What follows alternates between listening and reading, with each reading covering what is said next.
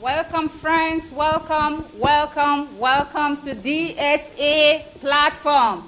We are here day 3 at History Makers Training, April 2018. So let's put our hands together and welcome. Woo! And with you here is Baboshia, your coordinator. So I am excited to welcome you. You still have time to go invite your friends and share, please. But before we continue the fourth section of today's training, we would like to introduce to you some of DSA books, which he is the author of over 300 books. I'm just going to say it one time. I was already told. Yes. Okay. Here with me is How to Transform a Nation Through the Power of Faith. How to Transform a Nation Through the Power of Faith. You can get your copy on Amazon or KadaBooks.com and Kindle. Thank you. Next here with me is You are born to make your nation great. Okay. I never knew that is possible, that everybody is part of making a nation great, but here is a book to prove you and to help you understand how that is possible. So you can get your copy on Amazon or KadaBooks.com and Kindle. Thank you. Next is The Kingdom of Love. The Kingdom of Love. I think we all need love in our lives, yeah? But I think, I don't know what kind of love you might be looking for. It could be God's love or friend's love, any kind of love, spouse love, name it. Go get this book, it's for you. On Amazon or KadaBooks.com and Kindle. Thank you. Next with me is the role of elite in national transformation. National transformation. I think it's part of the topic that we have been learning since the beginning of this week. So, to get more understanding on this topic of History Makers Training, you can get your copy on Amazon or KadaBooks.com and Kindle. Thank you. Next here with me is, could you be the Abraham of your nation? Could you be the Abraham of a nation?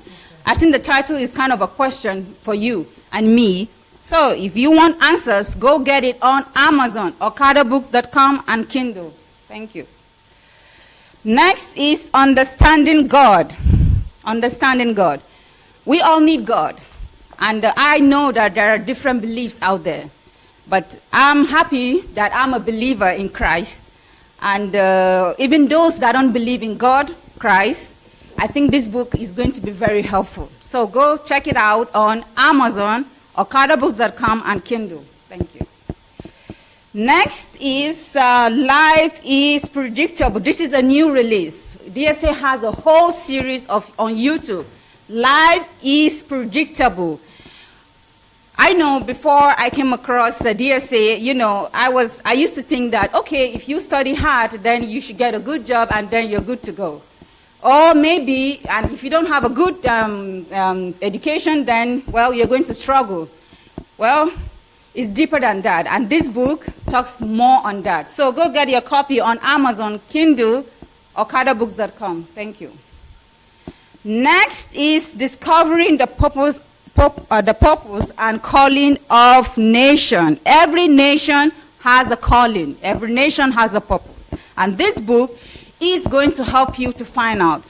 And I believe, and I want to give a shout out to our leaders, any leaders of any nation, and every individual, every citizen. Please go get your copy on Amazon, Kindle, or KadaBooks.com. Thank you.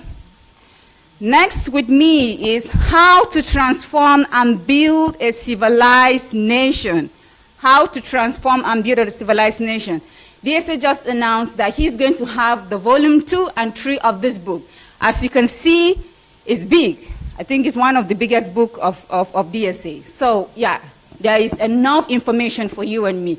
You can get your copy on Amazon or KadaBooks.com and Kindle. Thank you. Next is The Law of Difference. The Law of Difference. This book will help you understand why I'm different from you, why you are different from me. Yep. So you can get your copy on Amazon okadabooks.com, and Kindle. Thank you. Next is how to regain your lost years. For those of you that haven't found their calling for a very long time, or even though you're young, or you felt that you have, been taking in the wrong teachings for a long time, this is a book to set you free. Yep. And this is a book to kind of help you to come back on your feet and to have even more hope to live furthermore. So you can get your copy on Amazon, okadabooks.com, and Kindle. Thank you. Next is Raising the Next Generation of Steve Jobs and Bill Gates.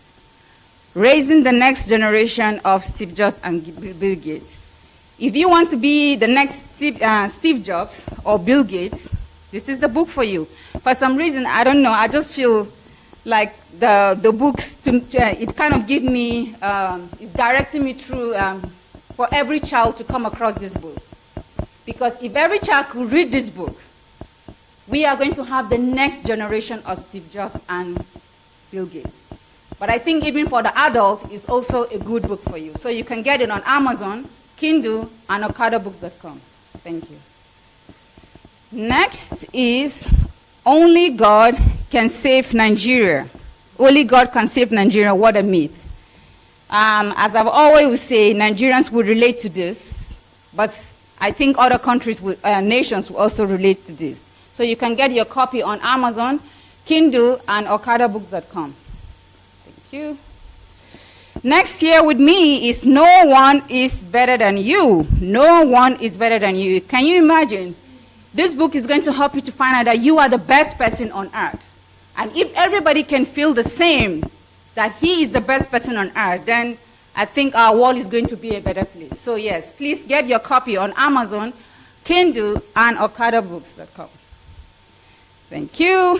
Money will make you rich.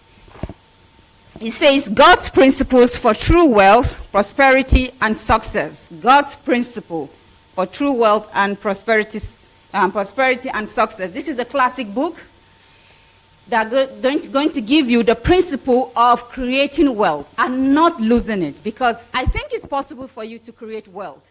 But the big question is, how can you keep it? I've seen people that have made it, you have made millions, and they've lost it. I've heard testimonies. But with this book, it's going to help you to keep your wealth. And DSA was able to raise millionaires through this book. So go get your copy on Amazon, okadabooks.com, and Kindle. Thank you. Next is how to get what you need in life. How to get what you need in life.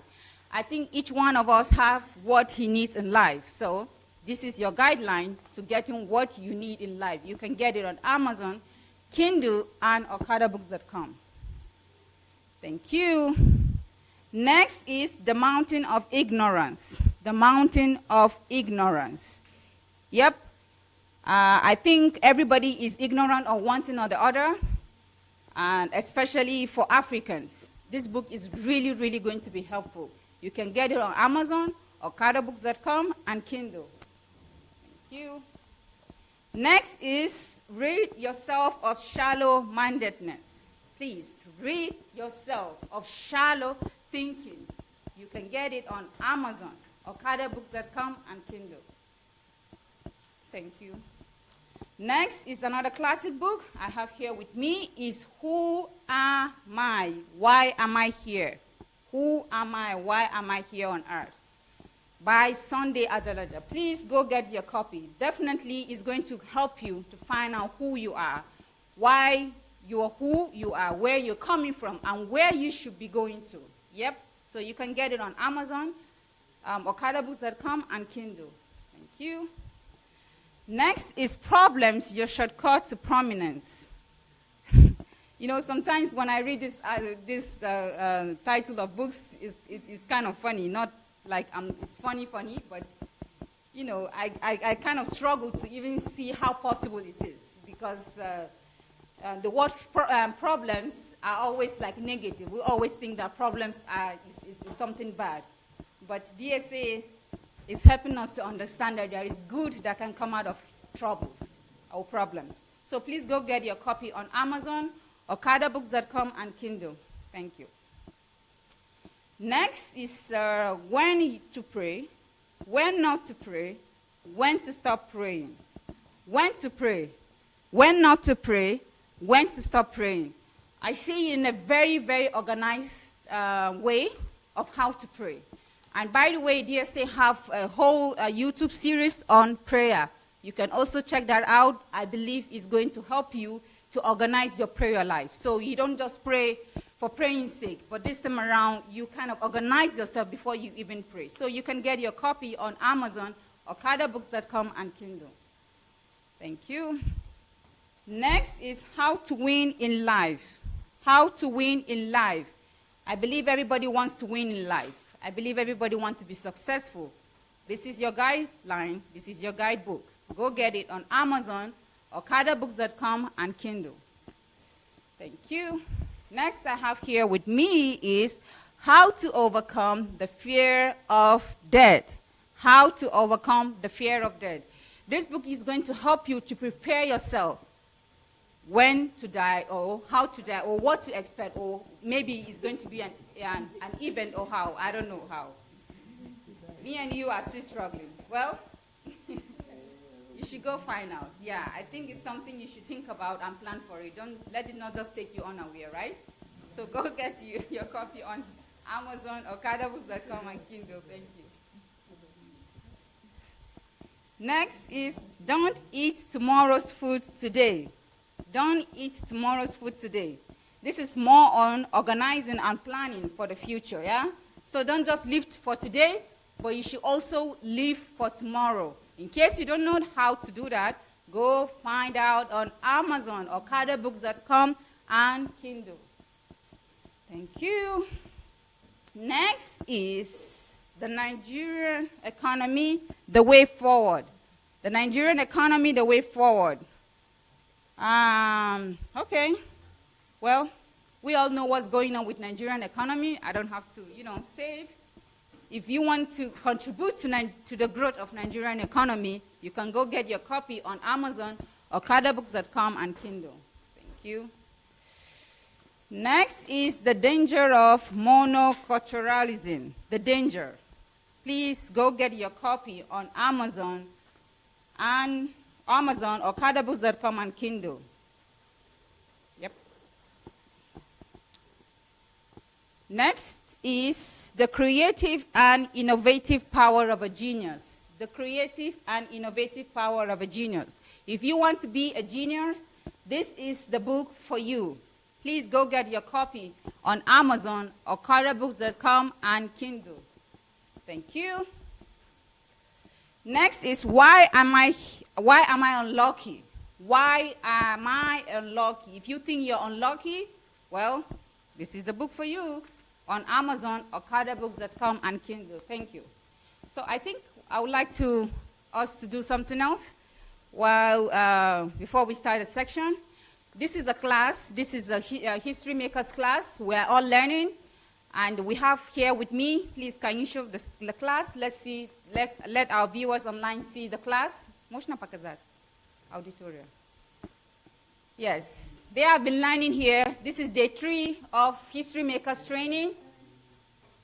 And I believe something has changed in them. And I believe they've already learned something. They've picked things from speakers like DSA, like Pastor Bose, Pastor Victoria, and so on. So please, I would like to invite few of the students to come forward to tell you online how this training has been going so far. I want you to hear from them so that you also can prepare and come join us for the next History Makers, which, by the way, we have one in June, one in August, and one in November.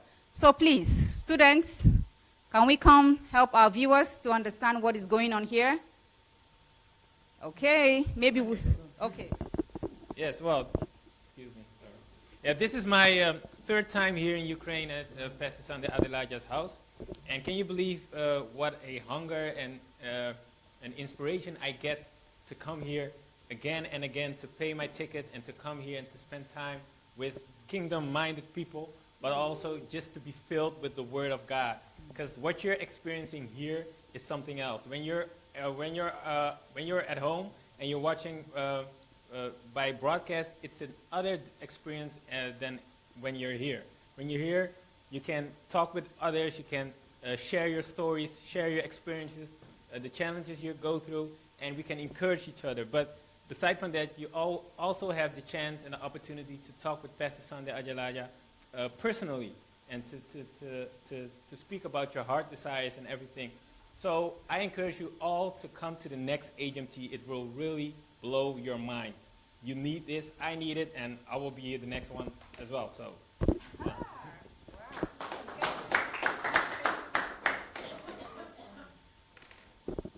Hello everyone, I'm Pastor Pierre from France. It's my second time in my second HMT here from Kiev, Ukraine, and the teaching tonight was mind-blowing, and I was very moved because the truth here became like tangible.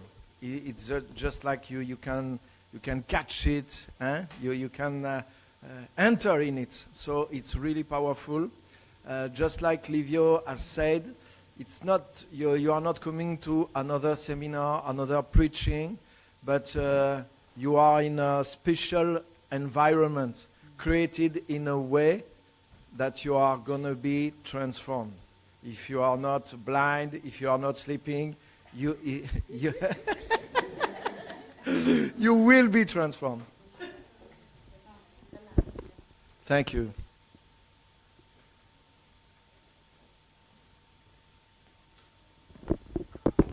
I will take it from Pastor. Even if you are sleeping, you will wake up.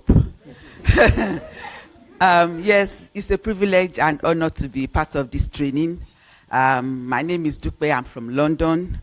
And you could actually feel the tangible love of God among us all. Most of us don't know each other, but the love of God is so real. You can touch it, you can feel it. I've been watching it online, but the experience I got here is something totally different. So, make a day. Modupeola, yes.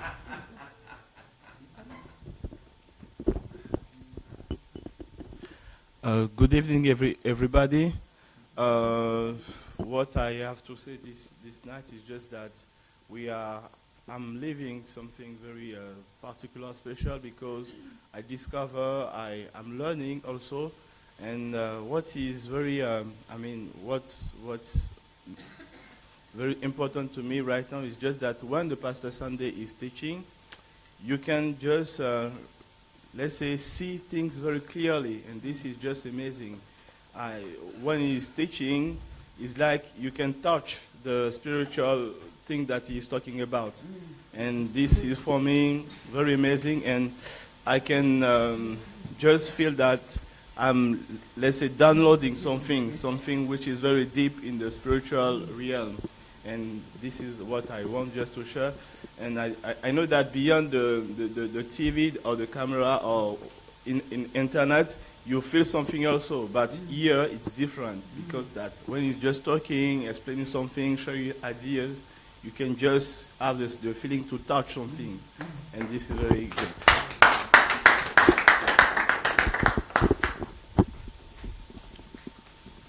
Hello, my name is Matilda. Anyway, Canada, hello. Thunder Bay, watch out. I'm coming with power, man. Thunder Bay is going to be transformed because I'm coming with all the power, so watch out. And also, Stereo, watch out for me because I'm coming, because I have ideas. You guys might think I'm crazy, but I'm coming, so watch out.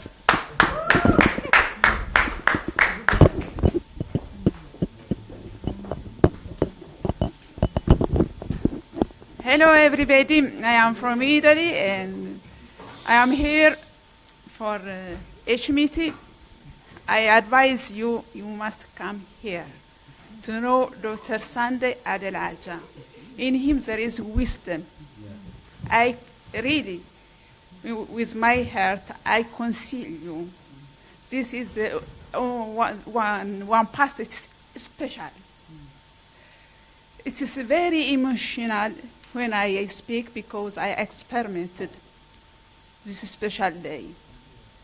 Really, who didn't know Dr. Sunday, he wasted his time.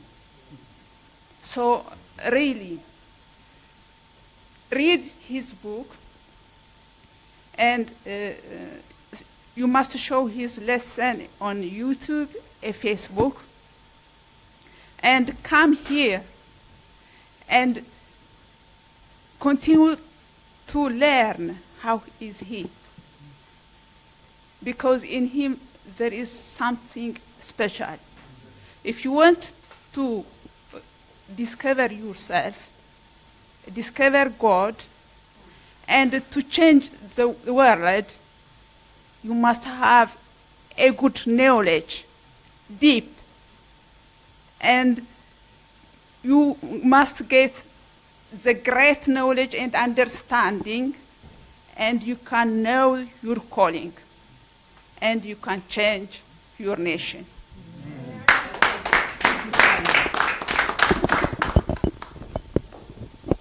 I'm Maxine Jacobs from New York, United States, and it's a pleasure being here, not only for one thing, but for everything, for having life transformation, so you'll be able to also impact the world in transformation, the nations around that are in darkness. There's light, the light bulb effect is right here, right now. So it is the possibility of having your impact too if you put yourself together and board the plane and come here for the next HMT. I have done so, you can do too, and you have that advantage over the world.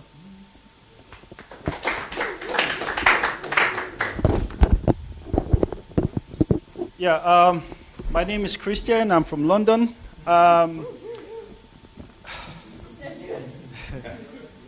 I think what I just want to say is what Jesus Christ said to, I'll say he directed his statement to Israel.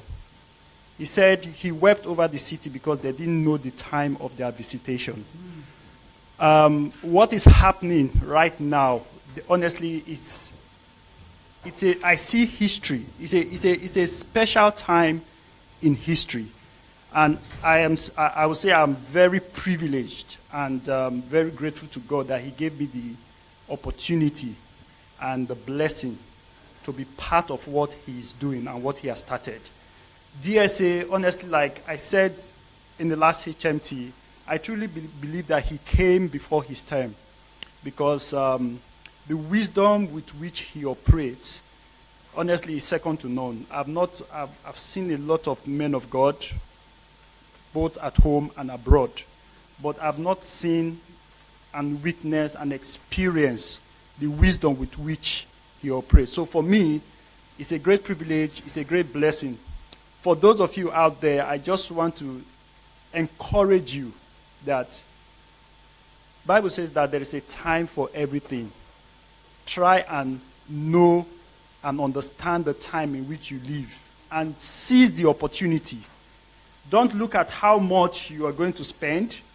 Consider it as an investment in yourself. I told myself that until DSA goes back to Nigeria, I will continue to come for the HMT. It doesn't matter how long.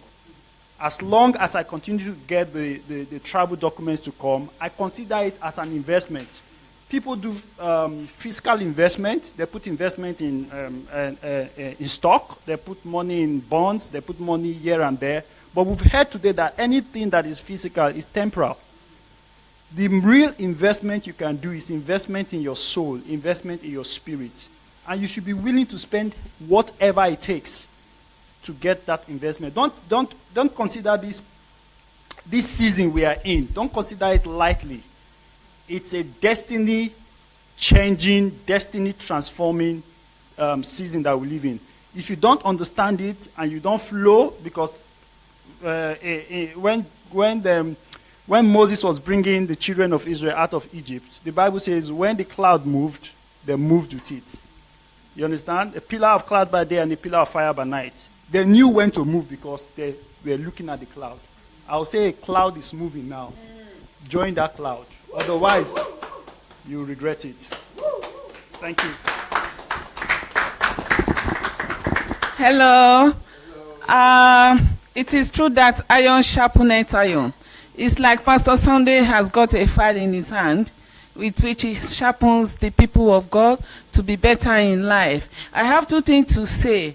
It is true that we all know that you shall know the truth and the truth shall set you free. It is only the truth that you know that will set you free. For instance, how do we know that our God is the greatest scientist in the world? A God that can separate darkness from the light, and it is so up to today, and it is continuing until eternity. So these are the wealth of virtue you can learn from this particular training. I urge you to be patient and come one day. God bless you. Alléluia. Je préfère que je parle dans la langue française, surtout pour les Français qui me regardent. Là, je suis à Kiev, chez notre pasteur Sunday Adelaja. Tous les Français qui me regardent, sachant que vraiment, il n'y a rien comparable à la révélation que Dieu est en train de donner à cet homme. C'est très très important que vous saisissiez cette opportunité. Surtout le prochain programme qu'on aura le mois de juin, qui a été déjà annoncé. Essayez de venir. Depuis dimanche, oui, c'était dimanche, depuis que je suis là, je peux vous dire, j'ai appris pas mal de choses. L'Éternel nous a bénis à travers de cet homme de Dieu. Je vous encourage tous. Écoute, il y a une chose qui se passe en France que beaucoup parmi nous, les pasteurs, ne savent pas.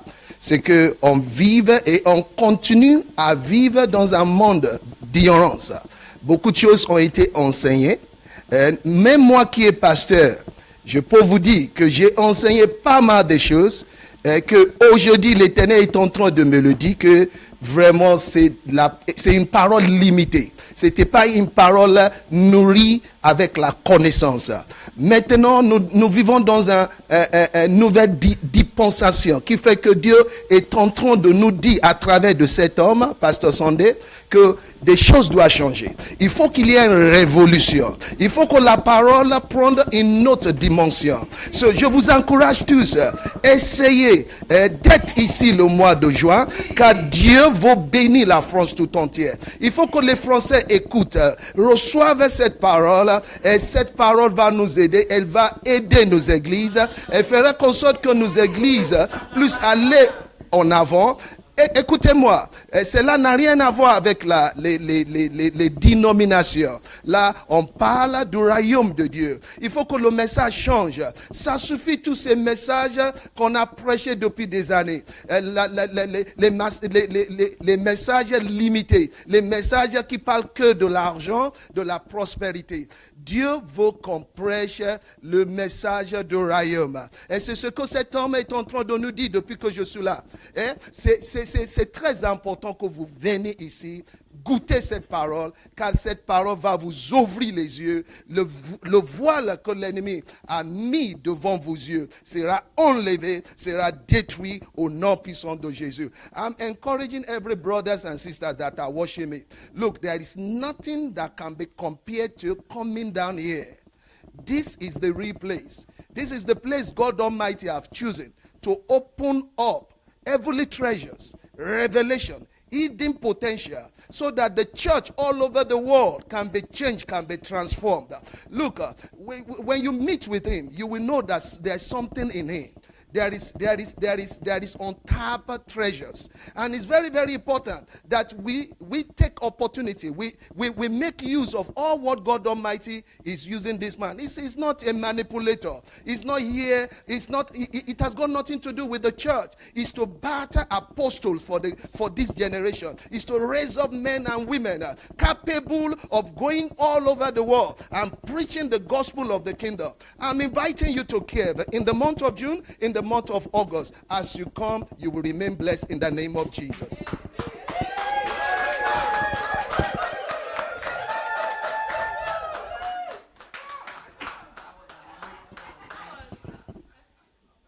Pastor said it all. Good evening, viewers. My name is Abiola Olojo. I'm from the U.S. I just want to encourage you viewers to try and visit this HMT. It's a must program that I will strongly encourage you to visit. It is, if you really want to discover who you are, you want to discover yourself, you want to know how you can transform your environment and then move higher, and then do the impossible things that you ever thought you can never do. If you visit here, you will be able to do so many things. And I just want to encourage you. And I pray that God will provide for your transportation and whatever it's going to take. Just make sure you come and see the power of God. Thank you.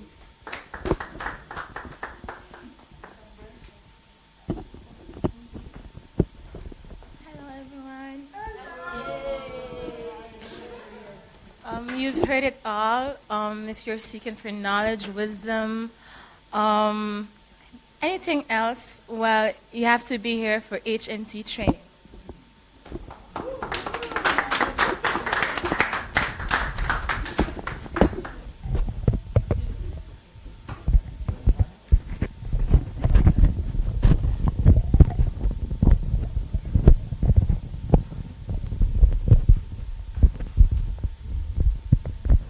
Good evening, everyone.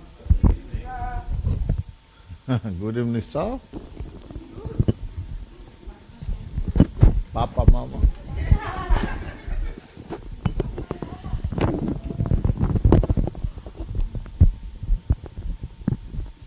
Okay. I hope you are ready to continue the class. Okay, here we go.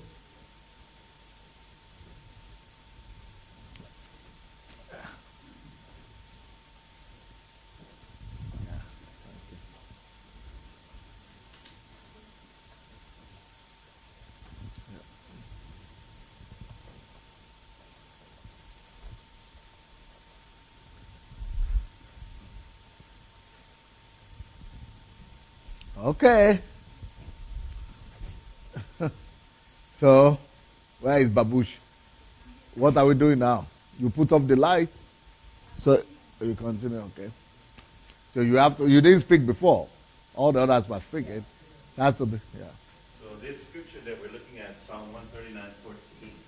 I will praise you, King David said, for I am Yahweh in Hebrew. It means I am awesomely and wonderfully made. Marvelous are all your works, and that my soul knows very well. He's praising God for how awesomely God has made him and made us.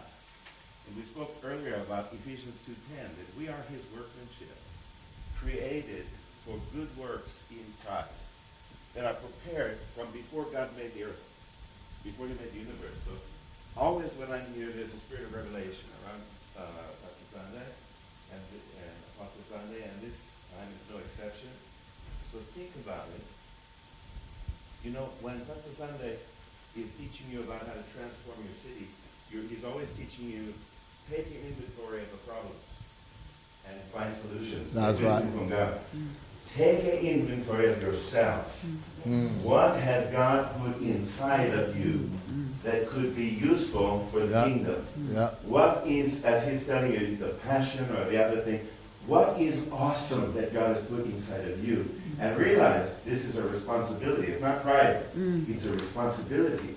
That's and right. with this, you will discover the prepared works of service he has. That's right. Excellent. Thank you. Okay. Here we go. Psalm 139, verse 14. I will praise you, for I am fearfully and wonderfully made.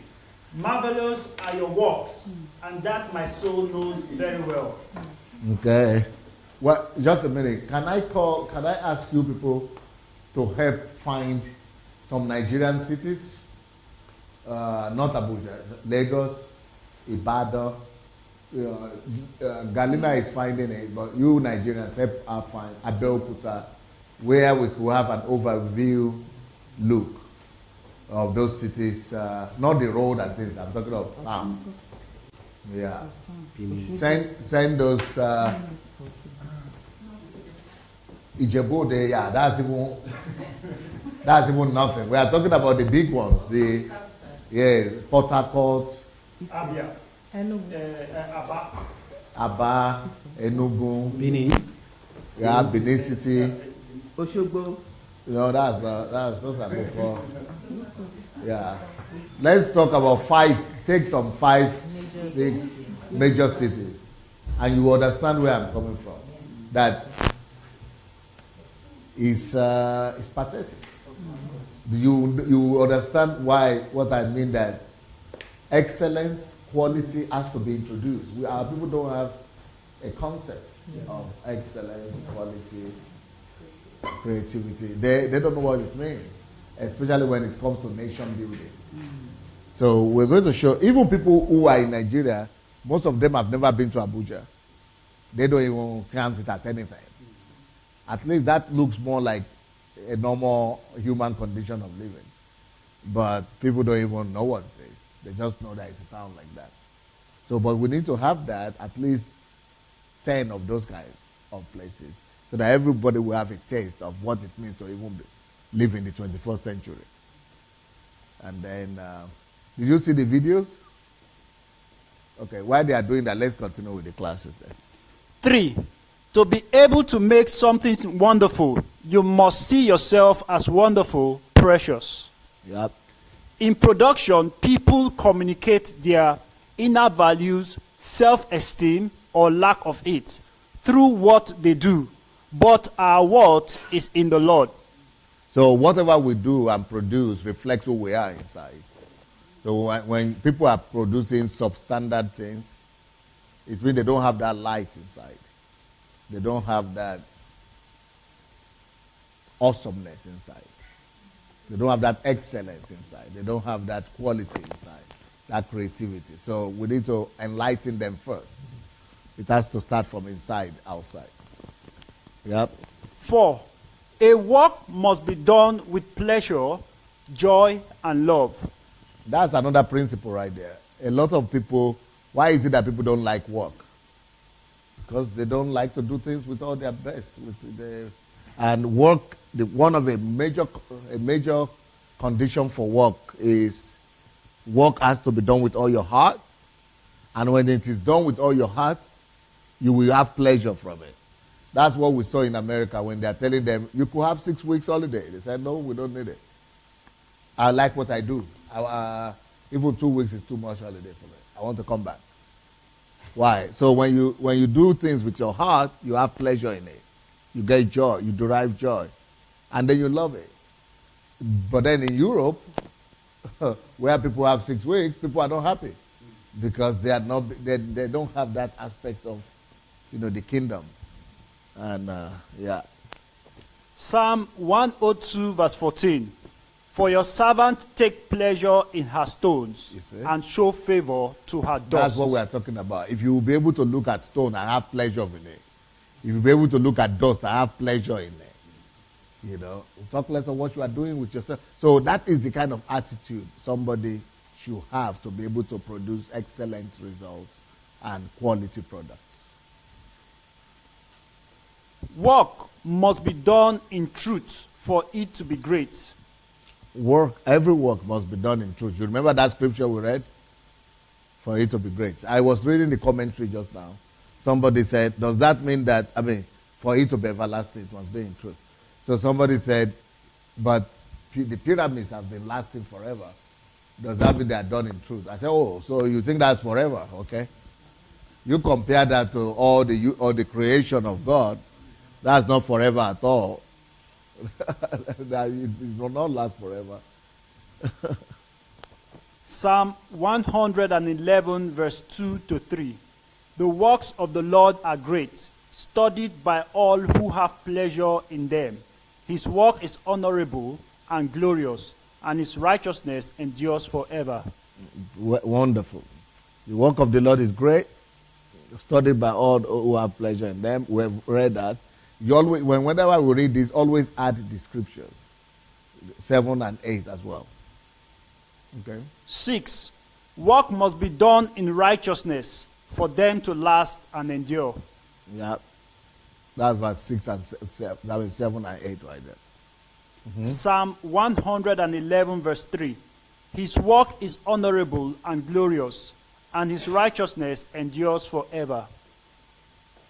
Righteousness endures forever. For creativity and perfection to be attained, self-criticism must be applied. You remember we spoke about that in Genesis chapter 1.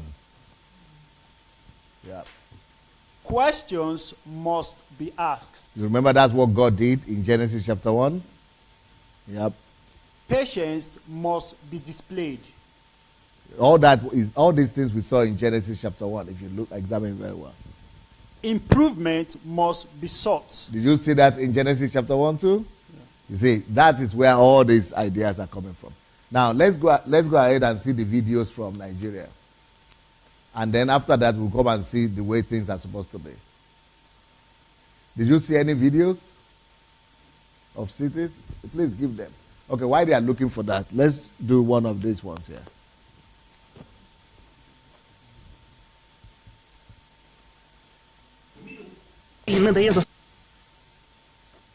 Babusha, let Galia tell you which one.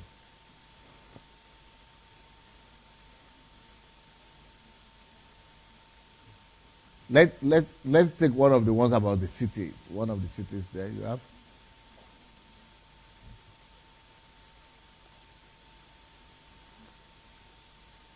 Cities. No, go back to that list. Yeah, here. Okay, you see this one? Maybe we could use this one. No, not that one. That's about city. Okay, here. This one, yeah. The Dutch approach to architecture. Yeah, Dutch. They are good.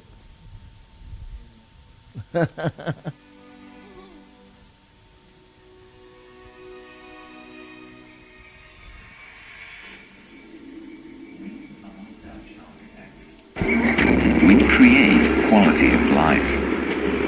Our country has been placed in the top 5 happiest countries in the world for many years in a row.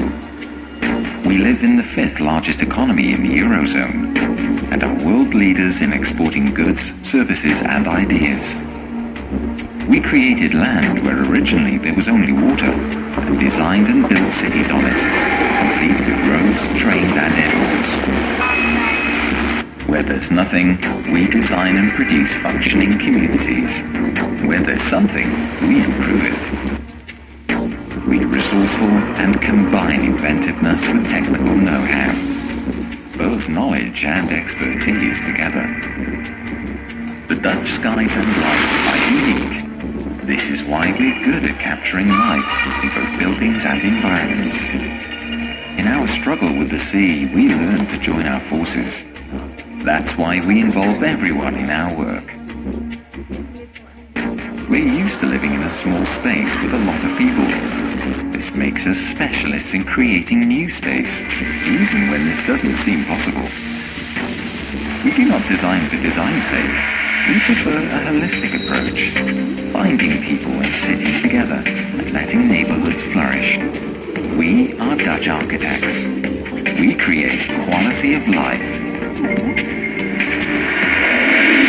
Thank you. Now let's go back to... Do you have one of those Nigerian cities? Now let's have a look at the Nigerian cities. So that you will know that this, whatever we call cities in Nigeria, they are not planned. They are not... things need to be started all over again. We need to just build new cities, new Nigeria, basically. Okay, let's go. What city is this one? Okay.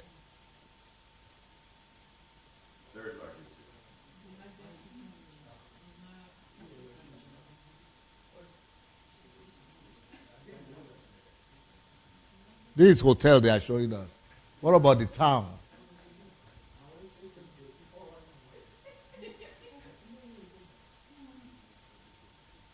You are just showing us the advertisement of somebody's hotel.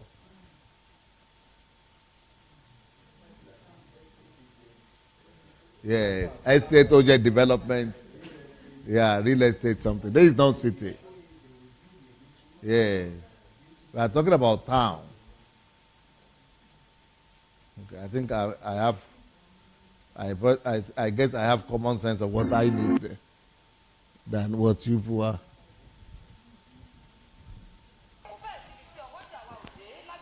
We are talking about who is deceiving who? Are they the ones who are here that are deceiving us? Who is fooling who?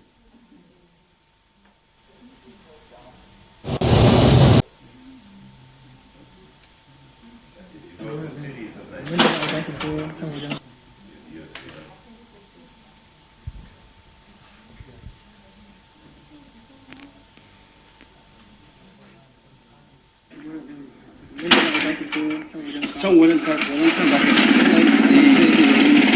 is university now. Remove the sound. Why you?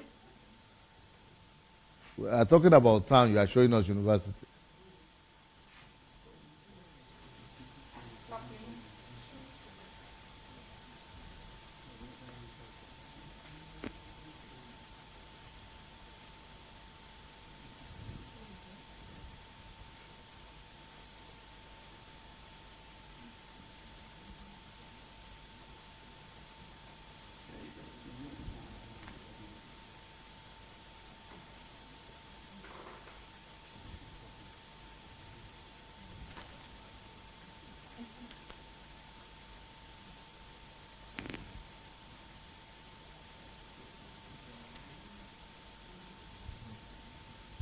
kò fẹ́ẹ̀ síbi tí ọwọ́jà wa ò dé lágbègbè.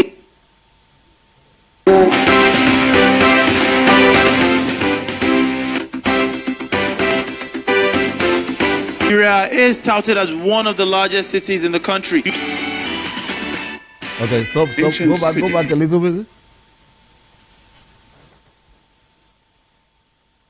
Kò fẹ́ẹ̀ síbi tí ọwọ́jà wa ò dé lágbègbè ìpolówó ọjà làgúnmu òwò.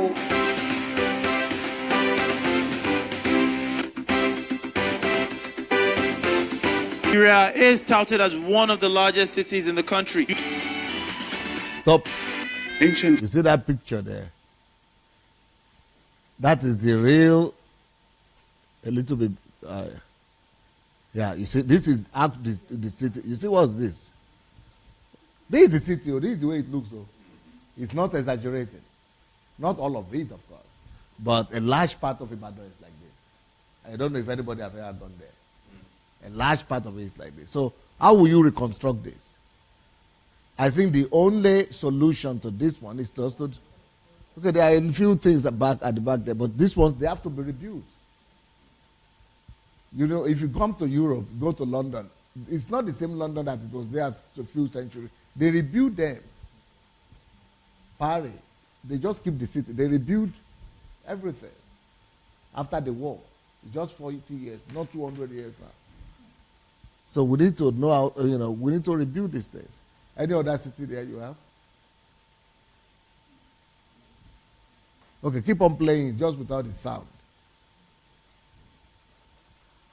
Before you find the next one, let's keep on playing this one.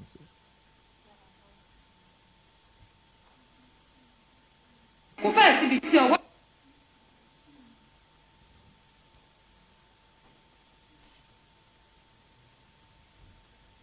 Is that Yoruba she's speaking? As if she's singing. Is that Yoruba or Ibadan? Oyo? Because that's a tougher one for me. What's this one? Kano. You see? Look, stop. Remove the sound. Let it play. This is not house now. This is not building. This is just empty land. Is it a desert? No, it's not a city. This is not a city. This is the desert.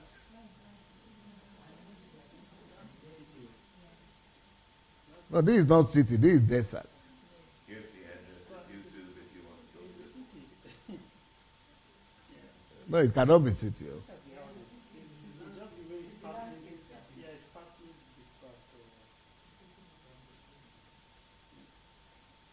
This is bad news. So what do you do with this? Just wipe it out. That's the only solution. Wipe it out and build another town. The only useful thing there might be the land. That's all. Relocate the people, reschedule them, replace them, and build another city. That's just the bottom line. This is what we are talking about.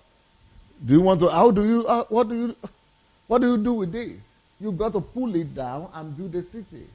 So I'm just pitying people who live in this place. They think they are alive in the 21st century, but these people are not alive in 21st century. Believe me, they are not alive. These people are just existing. These people are not living in the same world we are living in. And for them to begin to live, the only solution is what I'm proposing. We've got to build new cities, new country for these people.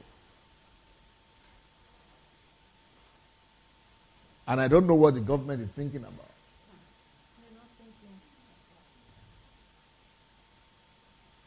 Okay, there is the road. We don't need the road.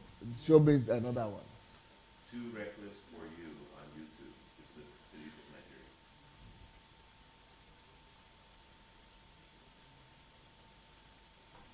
Nigeria. Yeah, so we saw Ibadan, we saw Kano now. Let's see another one.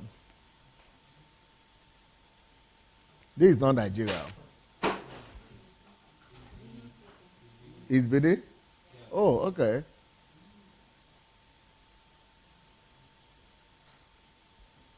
Oh, that's a lot of grains.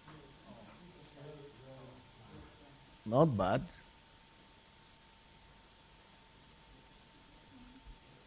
But this is not the Benin city where I went to. I think somebody had just gone to shoot an area. Yeah.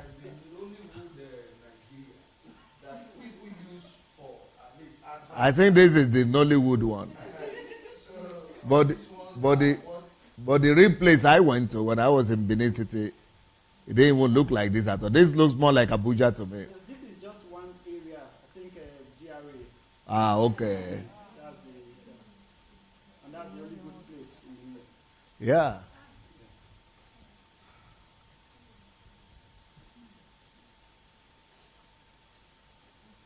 No, let them show us the real thing now. I think this is done by one guy from diaspora who wants to go and brag to his. Yeah.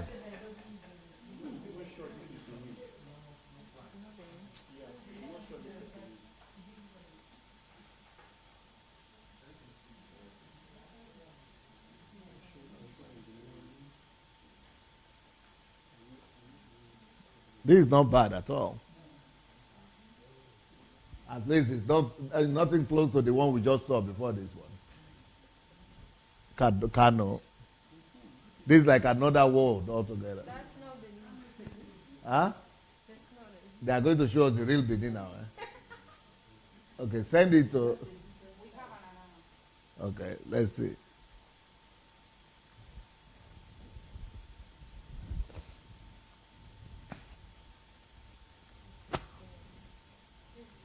Winksele, is that Benin? Where is Winksele? That is not, yeah, it's in Belgium, isn't it? Yeah.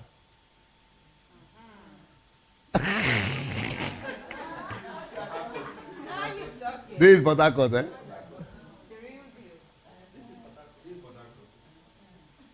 can you tell?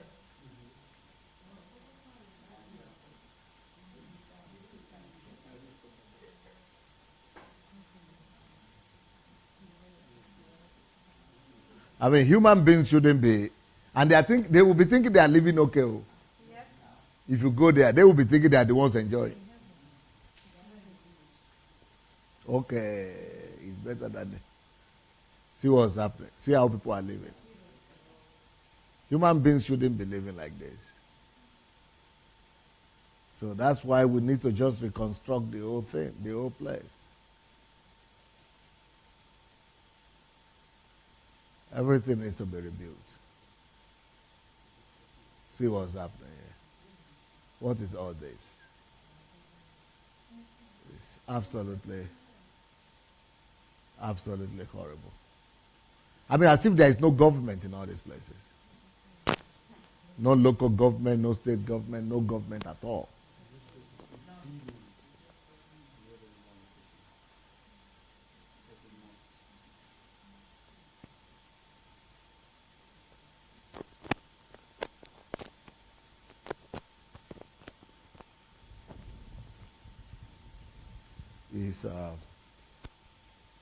It's appalling. Do you have another one? Let's have a look.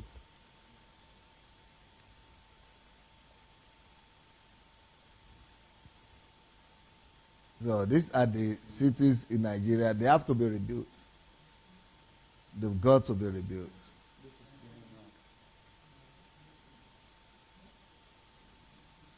This is where? Benin, okay.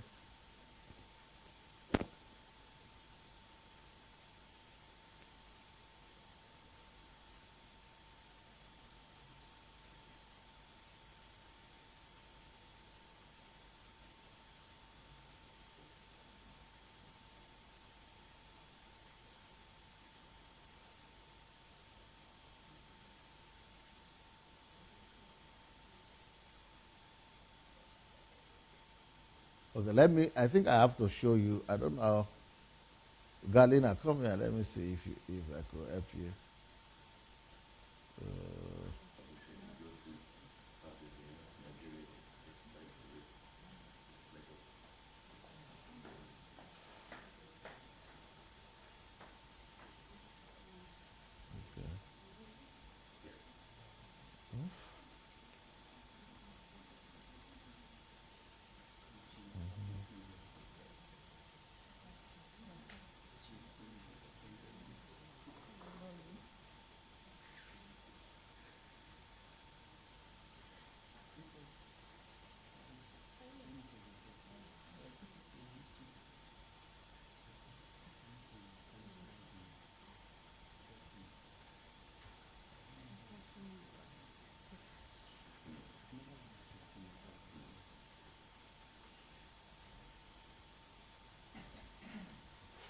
Okay, you can put some volume there so that at least people watching us, they will be able to know what we are doing here.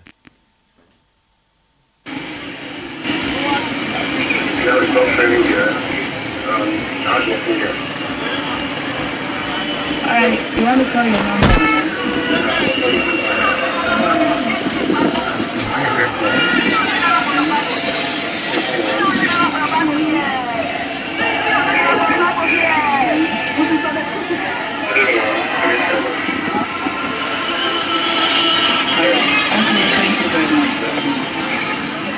Okay, don't forget that you can also come down to the communications village here in Ibusa.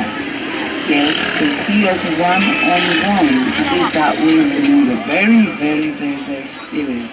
Because it's not just enough to come in and begin to make requests. Alright? Hello, good morning. Good morning. Go ahead.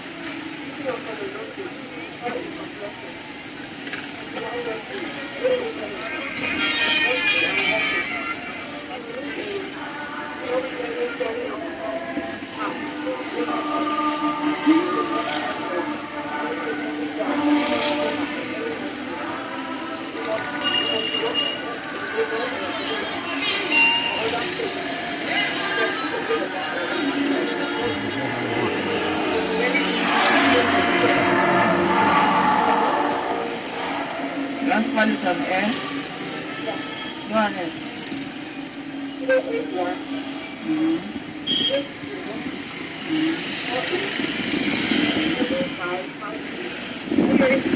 I'm with you.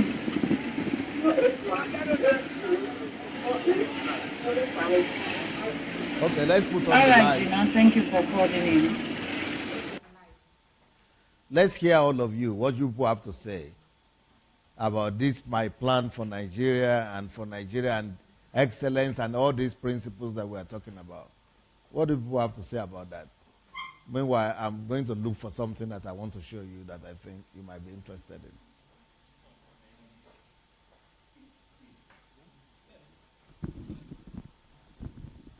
Yes. Put the light on yourself, please. Having seen the Netherlands, the architecture of the Netherlands, and what we've just seen was Amsterdam. To yourself. Off? Okay. Where do you turn it off? Here, behind. Yeah. So having seen the architecture of Holland, what we have just seen was Amsterdam and Rotterdam, and I live in Rotterdam, so I've seen my own hometown. And what I've learned during history class when I was younger, I guess I was 8 or 10 years old, they taught us that Rotterdam was totally destroyed after World War II, and that was in 1945 because the Germans bombarded, I don't know if I say it right, bombarded Rotterdam.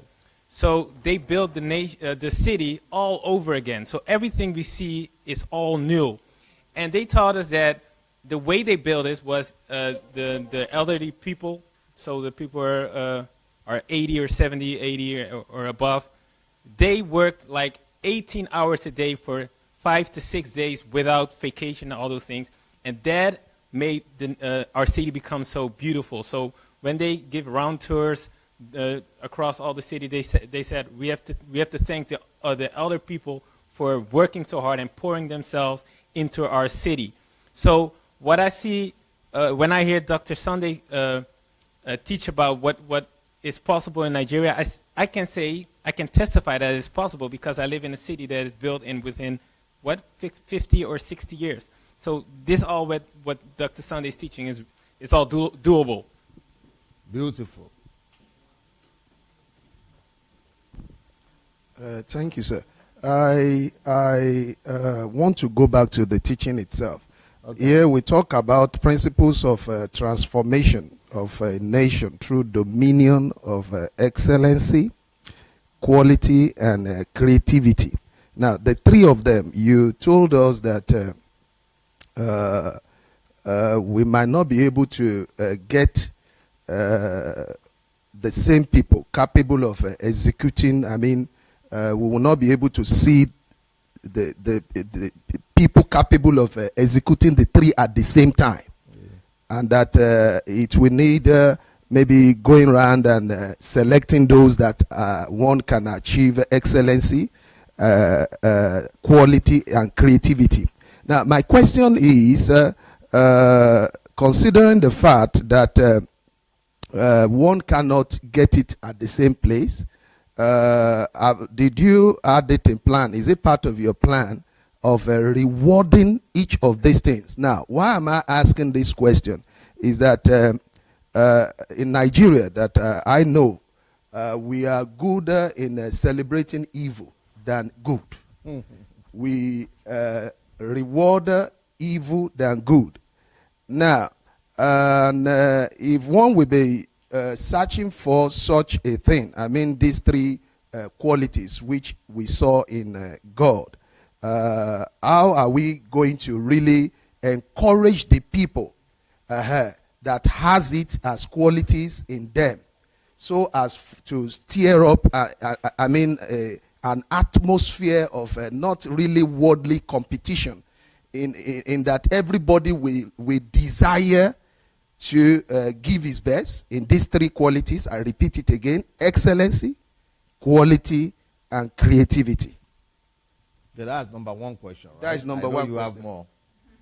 So, first of all, just like we have schools already, but we just want to bring, it's very simple what to do. We just need to bring purposefulness to the schools. We bring intentionality to the schools. We encourage them to work in their areas of strength. We just help them to determine their area of strength, and we focus more on that. And of course, the people who excel, they themselves will see it, because they will get better jobs, they will get employment. But at least, just like we did in our church, we help people to discover their innate gifts, abilities. So we do the same thing with the country, on the level of the country. we help the country to find out what part of the country is good where, and focus on that instead of just doing everything. So that way, they are so good, they are becoming a labor supplier in that area to all aspects of the country and the world, and make them, of course, they automatically will be rewarded because of their excellence, depending on how each one does. Let me just end it with this. This is the last question. The situation on the ground now really is really bad. When I say bad, whosoever will be the Messiah, I mean the one that God will use to repair it and put it back to order, must really be God sent. Must really be God sent. Why I was saying earlier on that you should get ready for the job, even though you were a little bit. Now, why am I saying it is that there's this case of Joseph in the Bible, whom God gave a vision to, and that at the end of the day, if one will, according to looking at the sin and the what brought about Pharaoh calling on him to do the job, if anybody will execute that job, he would not be able to do it the way Joseph, whom God gave that vision to. Okay. So when I was saying that you should get ready for that job, what I was really looking at is that the one whom God gave the vision to is the one who will have the details, because you just pack the whole thing together, and I'm very sure it's more than this. Every day we'll get more and more. Even if you wrote it in a book, it's more than this. So the continuity will be there, and that the same God that gave you all these things, ability to decode His word, the same will like to continue to give it to you, so that you can be able to now pass it and execute it in Nigeria. Beautiful. My question, I don't know whether it's a question or something I feel. I'm not trying to be pessimistic, but how does DSA hope to overcome Nigerians? Some part of Nigeria is in so much abject poverty. There are times when people have wanted to do things like, I'm from Delta State, and you want to do something in the village, and they will not allow you, even if you want to fix the road. The community will tell you must pay them to fix the road. Taken off since you are not the government. Avenue, New York. So they will tell you that and the fighting most from Orient ships. Fix the road. Perhaps and if you try to do it, they will fight you. They will come, they will do all kinds. Companies have come to Nigeria, maybe because of their social responsibility. They want to do things. And the community rises and say, no, you won't do it.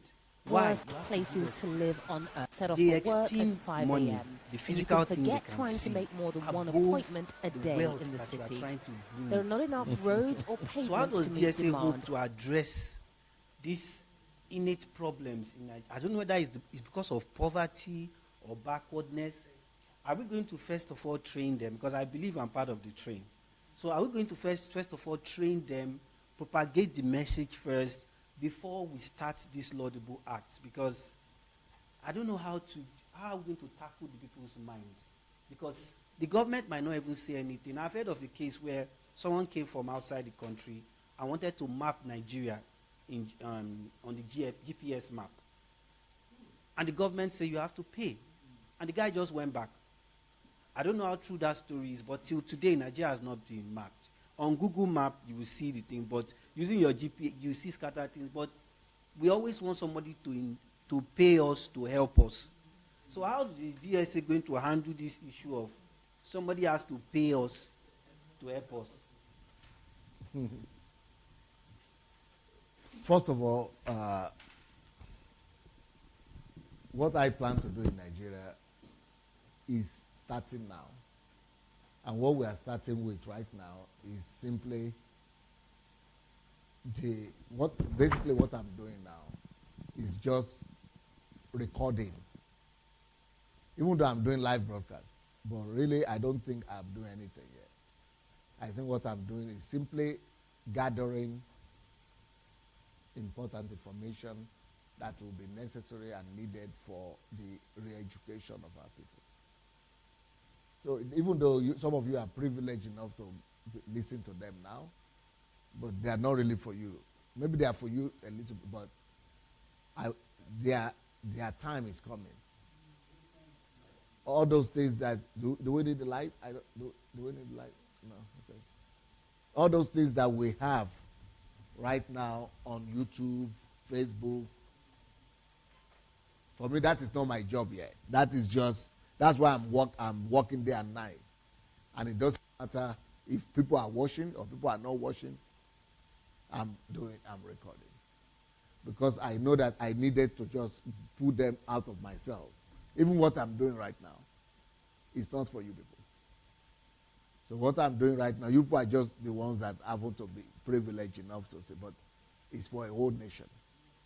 So all these teachings, all these things, that's why we're storing them, recording them. A time is coming when God gives me the opportunity maybe to leave the country and travel, that all these things will be used as resources and materials to change the mindset of our nation. So I will not just go to try to begin to do infrastructure. No. Even though I'm going towards that, but I will not start with that. I will first of all start with reorientation of the people. I know that if I don't do that, if I don't do the work of reorientation, which I'm doing with you, which has been able to influence all of you to some extent, but when we get to Nigeria, we are going to form it into a system that is going to go from community to community, going to educate people, and it's going to be on radio and television everywhere as well. But apart from that, we're going to have foot soldiers who are going to actually be doing discipleship program with people and teaching. Because if you don't do that first, then whatever we are trying to do, if people don't have the change mindset, they will become our enemies. The very same people we are trying to help will be the ones to fight us. So we need to train a large segment of the society. And it is the enlightened among the people that will be attracted to this light. And it is to the extent of the enlightenment that people have, they are the ones who will go to first. So the people, the area where we are going to start will be people who are already ready, enlightened, who have already been trained, who have been attracted by this truth. So, and we have the minimum that they have to program, that they have to go through. And once they are ready, then we'll be working with people who have the same mindset as us. And the same thing with the communities. So even if the king and the senators will not be, but they should have their people from them, that will come and go through the program first. Then they will explain to them what we need to do and something like that. So that is the way we want to go about it. I don't know if I answered your question. So that's why when I now say the teachings I'm doing on YouTube, and people are wondering on Facebook, how do you get the energy? Why do you keep on going? It's too much. We cannot process everything. Stop. Take a break. But they don't realize that I'm not doing it for you. You cannot keep, but I need to do it for even when I'm not going to be here. Because one day I'm not going to be here, so I need to release everything that is in me in case I'm no more here. The things will be there. But if I take a break now and I just keep them inside, it will just be only inside here.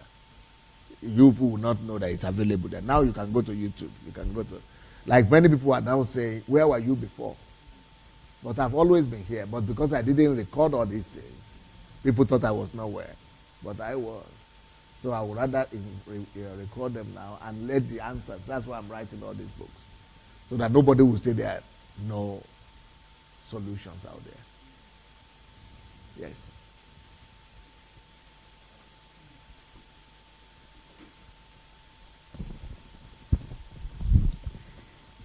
When you said it's like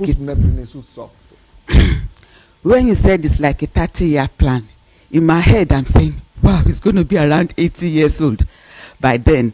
And I was sitting down there and I'm thinking, wow, I'll try and say it in Yoruba. That kojú alẹ́ mi kó sán mi ju òwúrọ̀ lọ. What does that mean? Lord. Victor, please, I need your help. Victor, the latter end, yes, should be greater than the former. So that means generation coming after, we call you blessed. You know, for me, even hearing it, I will be witnessing it then that, and I was in HMT when they are teaching this, when I will begin to see it. Praise the Lord. Pastor, I just... I think we should open something now because it's too stuffy now. It's too hot. But we need fresh air too. Fresh air.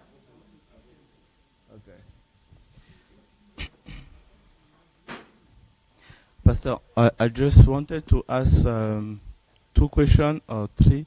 The first one is about maybe by the time that we start your program in Nigeria, could we imagine that already some, let's say some companies, some big companies already have their interest since many years old before? Because sometimes in countries there are some, let's say, hidden forces that have taken control over the country economically and politically, but this is, let's say, hidden. How can you deal with this reality force? Because sometimes in history we saw that some people, let's say, raised up, but some people were fight against them, but in let's say they were hide. Like Babu. Yes, for example. But I am from Ivory Coast. This is okay, political but issues, but how deals with some hidden or hide interest of big companies that control sometimes economics of countries? First question. And second question, you were talking yesterday or day before about the 10 commandments that are really the foundation of a civilized nation. And in my mind, it's just like right now, because I study law, and I see how the international law, people are just closing some important aspect of international law, like every country should go this way. For example, right now in human rights, we call something law of minority or minor people, that if minority, yes, minority law is just law of those who are not numerous in the society, for like gays or other type of law of minority. So, and it is included in human rights. And right now people are making as criteria of also democracy, criteria of development. So how civilized nation, according to the Bible, will deal with these things? Even in France right now, or other countries, now we don't see family like a man and a woman. This is also part of the minority law, because you have to give the freedom, because each one is equal and you cannot change it. And right now is a part of international law, and all the countries are progressively implement such a law in their constitution. So how to deal with the, let's say, globalization of laws? And that was the second question. No, take one by one. Okay. Let's start with the first one. So the first one is, how do we resist and fight against ulterior interest groups and motives? But we are going to have, not just from in Nigeria, the problem will not be from other countries. The problem will be from the interest groups within the country, the political groups, the local cabals. Yes, and the groups that are the aristocracy the local aristocracy, the elite that are used to controlling the finances and the politics of the land. And they know how to manipulate people and give them rights and give them incentives, cheap incentives, to make them to fight against people who they think are not are going to work against their interests. So yeah, we're going to have a lot to do with interest groups, different interest groups. Now, but I have an answer for them. God has prepared me very well. And the preparation is, God has given me, God has made me to be here in Russia. And my life in Russia, 30 years in Russia here, is a preparation. But I told them to bring me something to drink because my voice is going on. So I'm going to drink, then I'm going to answer, okay?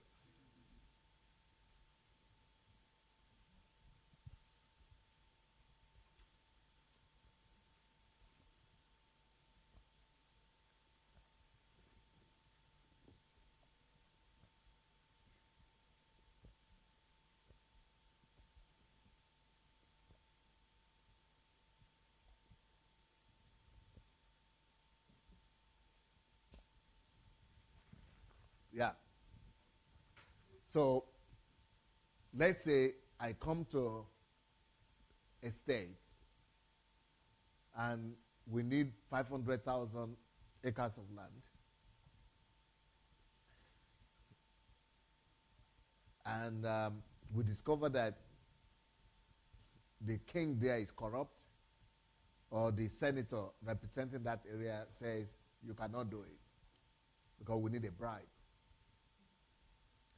That's one example. Second example, like for example, we want to build a clinic or health center in every local government.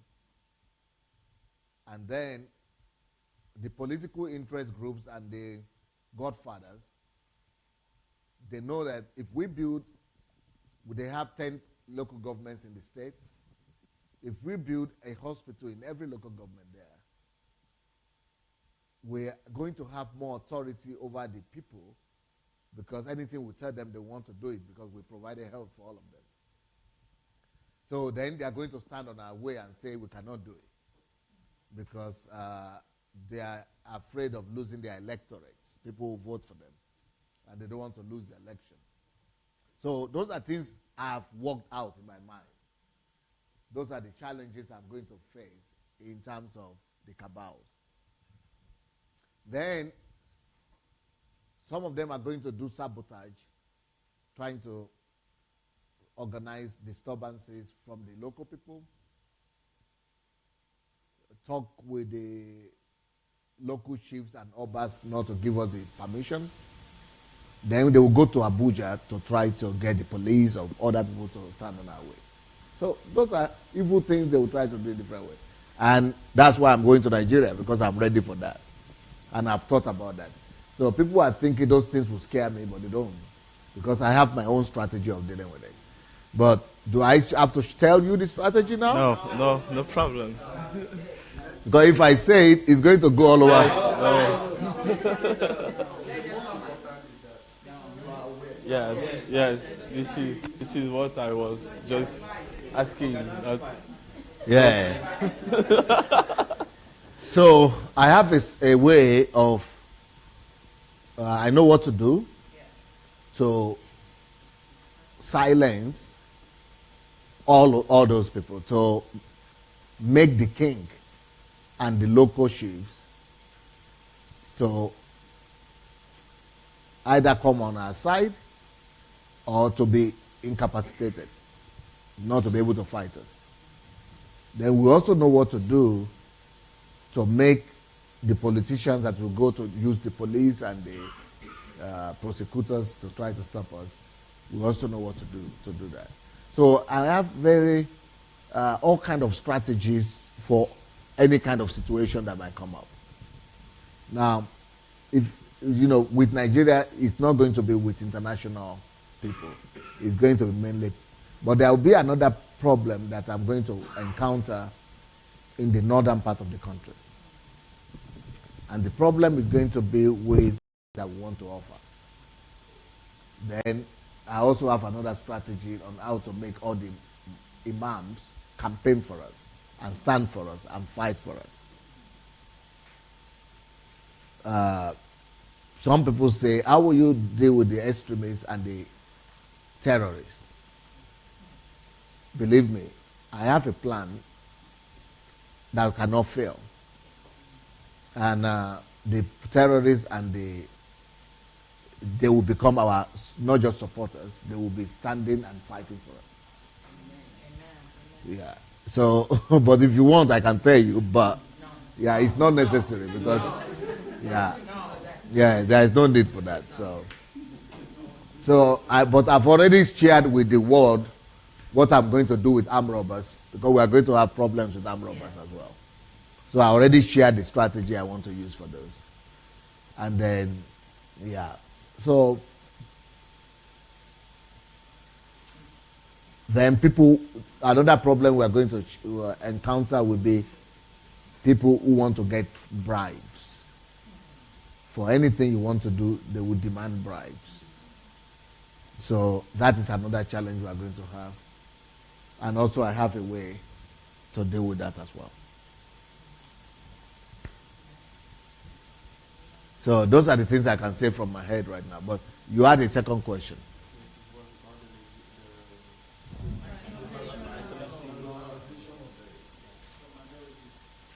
Yes. So the globalization, that's what I was talking about yesterday when I said thank God for Trump. And that if not for Trump, that globalization you are talking about, the minority groups that must be accepted as equal, and that all came from all those democratic, Clintons, Obama, and all those people. That's where I started from. But first of all, I have to say kudos to the people who are pushing those agendas. And that is the homosexual agenda. They are the minority people, but they are very active and creative. And yeah, so we need to learn from them so that we will be able to, bring difference and influence just like they are doing. So how do I see us stopping that? First of all, the government must not be neutral about it. The government must, I think that if you want to be gay, we must guarantee the right of everybody to be gay. But you should not have the right to make it into a legislation. And you should not have the right to make people who are not adults be exposed to that lifestyle. So, and number 3, we should not legislate it.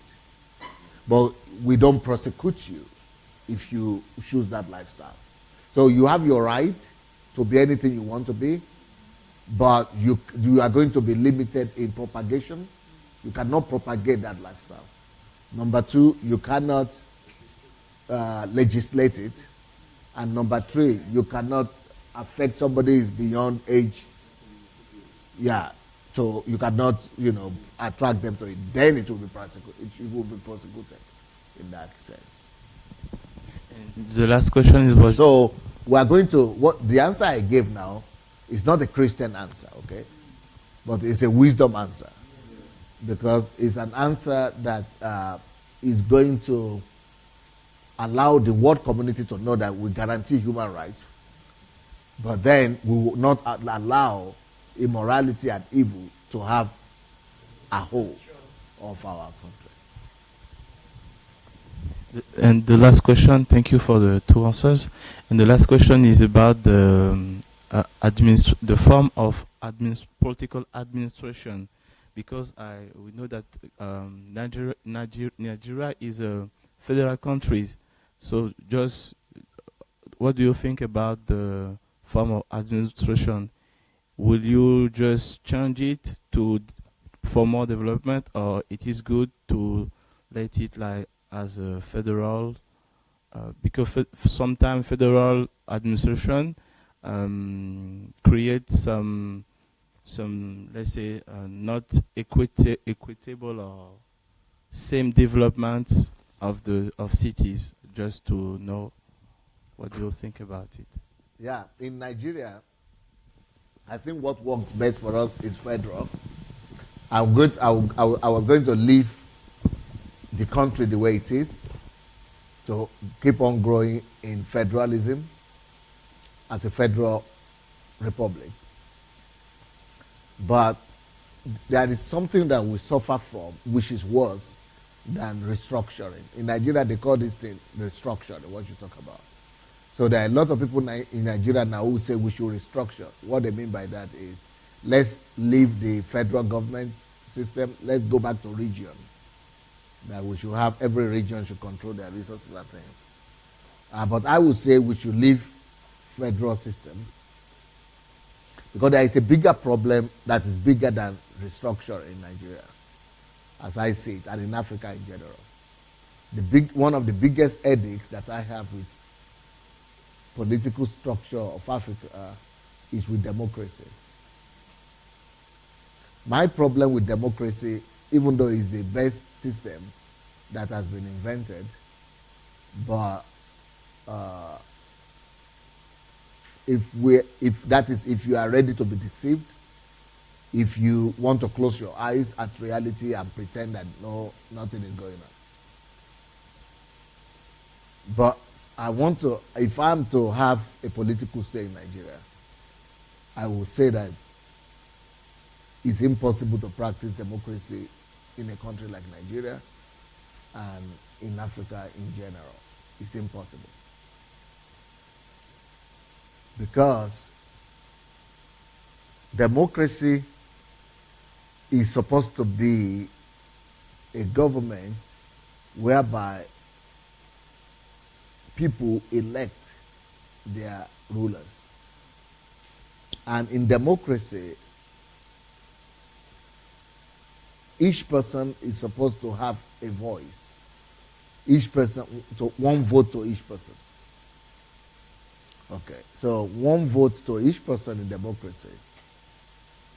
That is exactly what makes, that is the root, that is the foundation of democracy. And that is exactly the thing that makes democracy not to work in Africa, not to be workable. It's not workable in Africa. If you say, it's not the Reagan is not the biggest problem in Nigeria, in Africa. Reagan is secondary problem. The biggest problem that the elite are not talking about and they don't want to expose you to is democracy itself. But because they got democracy from the West, and the West say that this is the only thing that works, that nobody even debates it. So if you try to debate it and you are from Africa, they will say you are you want to be a dictator or a tyrann. So, but since I don't want to be a politician and I'm not a politician, I can talk about it. So the problem with democracy is that in Africa it's not workable. It's not because people rig, but because one vote to one man. So what makes that impossible to work in Africa? It is the fact that if democracy means one vote to one man, and you have a country where 50% of the people are so stark illiterates that they don't even know how to read or write. So how would they read the program of each party? How would they do critical thinking? Because democracy is impossible without critical thinking and analysis. And people will not tell you that in Africa. They will just say, this is what everybody is practicing. But they don't know that in France, everybody can read. In France, everybody can analyze. Same in America. People can take informed decisions. But in my country, people cannot even read the program of the political party. Talk less of taking informed program. They cannot even read. You wrote something, 10 points, they cannot even read 1 point. So the people who can read in the country are only 50%. And then you are doing democracy for 100%. And out of those people who can read, only 20% of them can have critical thinking to make their own informed decisions. Now, you are now saying, let's say all these people here, 10 million people, 5 million people, they cannot read. But 10 people here can read. But 5 million people cannot read. And out of these 10 people who can read, who can think, we have you are going to be a judge. This is a judge.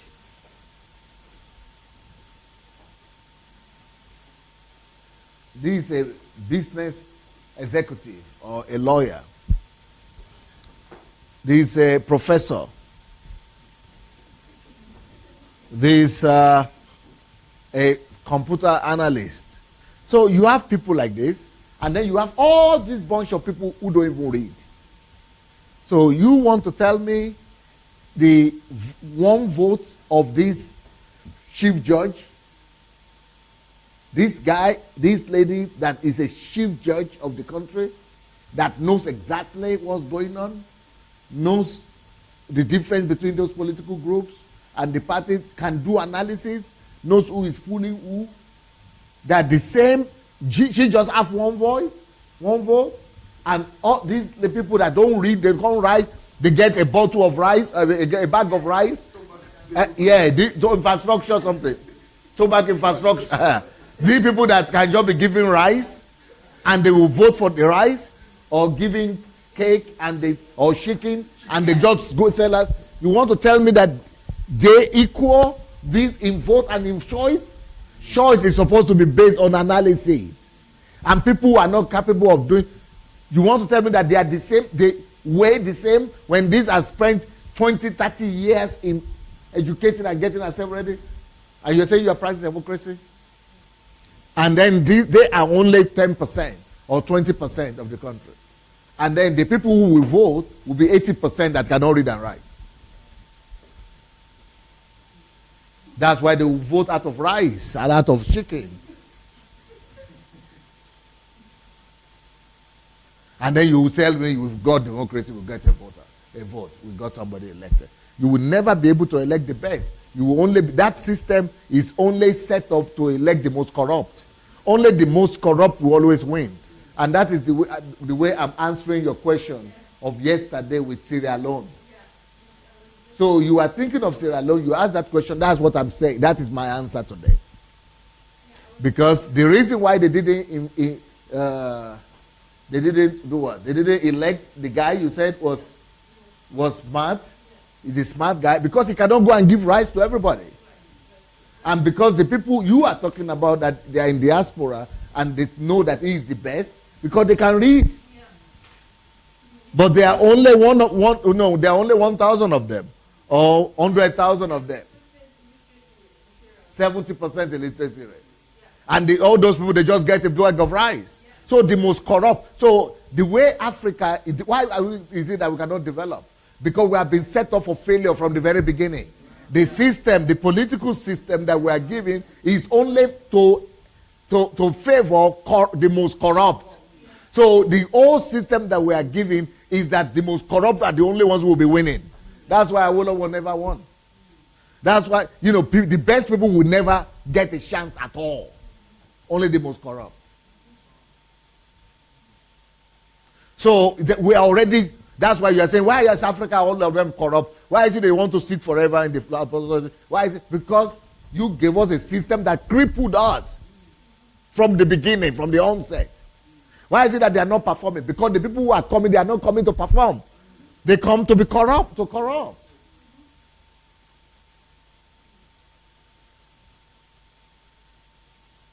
But this is the first time I've talked about this because I don't know if I should talk about it. Because even in America, wait, don't go. Even in America, have you people ever heard of what they call electoral college in America? Yes. This is because when America started democracy, people were also illiterate. So what they did with electoral college is that if you are a judge, you have more votes. Your vote counts in the party, in the primaries, and in the college, electoral college. So you have visible individuals or influential people in the society. They have more votes than the popular vote. So, for example, right now in America, you know, some people had more popular vote, like this last election. The lady, she had 3 million more popular vote. But that doesn't mean anything, because the electoral, that is why they did the electoral something. You can see the wisdom of the founding fathers. I don't know if you got it. So right now, it doesn't make any sense anymore in America now, because everybody can now think, everybody can now. So people don't understand now why the electoral college. Why is it that so the only reason they are giving now America, they'll say that is the system we inherited. That is what the fathers gave us. But they didn't know the reason why. So, but this is the reason why. But that system will be perfect for America, for Africa right now, rather than what we have right now. I don't know if you are getting it. For America, it might not work anymore, but they're still using it because it's just from tradition. But in Africa, it's just a mess.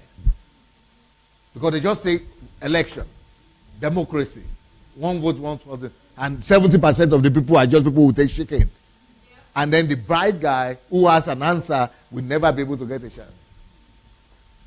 Thank you.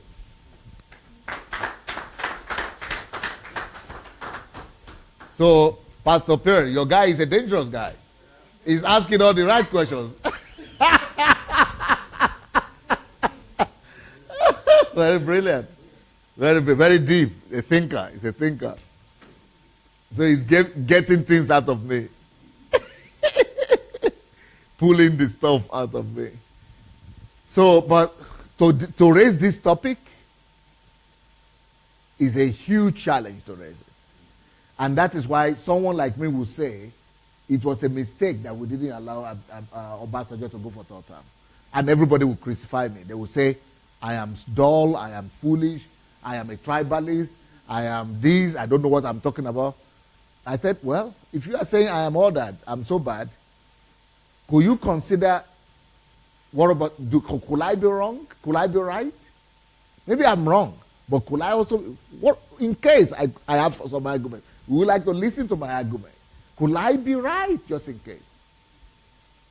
Because the reason why I take the position that I take is because I know something that possibly you might not know.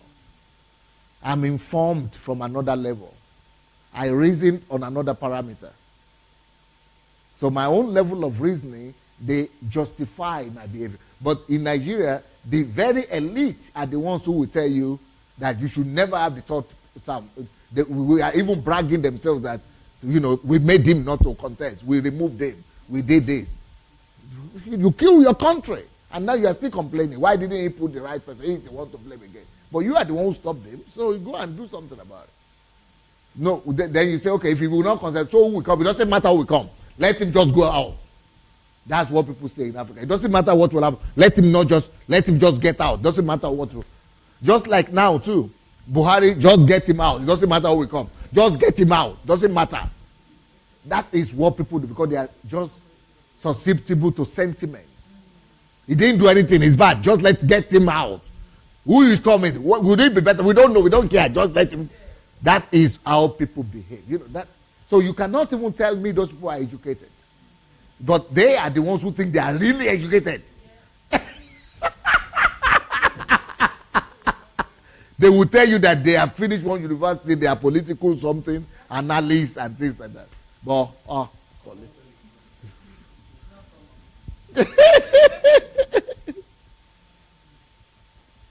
yeah, so anybody want to say anything? Please take the microphone.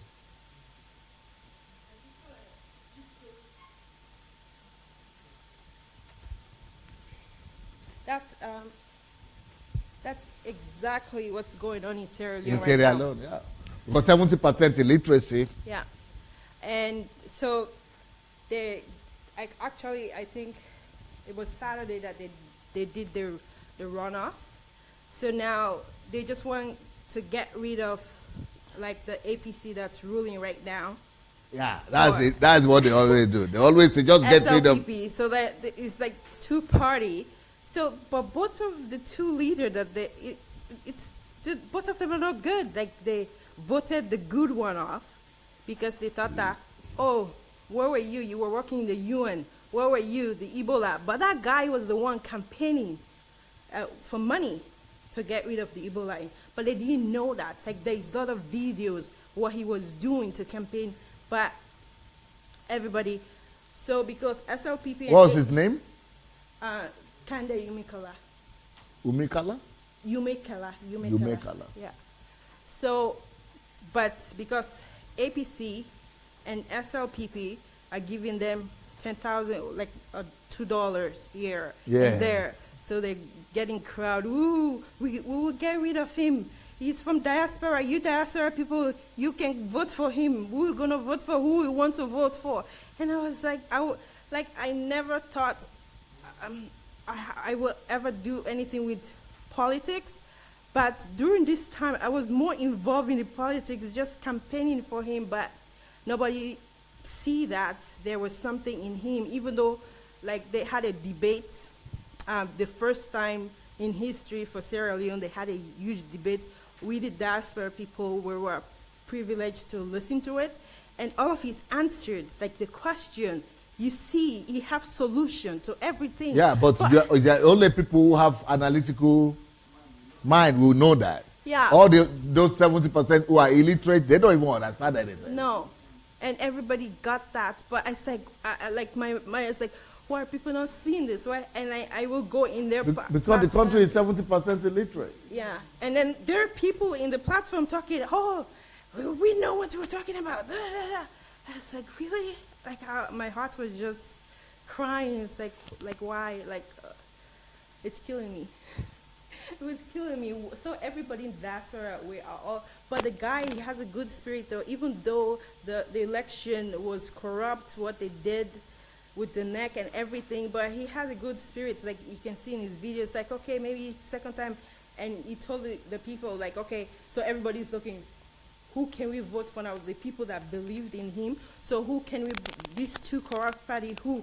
But he told them, do whatever you want, but I'm not gonna lead you one side or the other side. So whatever you felt led, you can vote for the the runoff stage. But he's a really in Nigeria right now, there are so many people who want to run. I heard that the footballer wants to run too. Juan Kokano. Yeah, he's very popular, but I don't know if people will vote for. He's popular, but the people don't know him as a politician. Yeah. He doesn't have a chance, eh? No, because he said he was inspired by George Weah in Liberia. I mean, how can you just wake up in the morning and say because somebody got elected? Because one footballer got elected in the second country, in the nearby country, I too am a footballer too. I can also do it.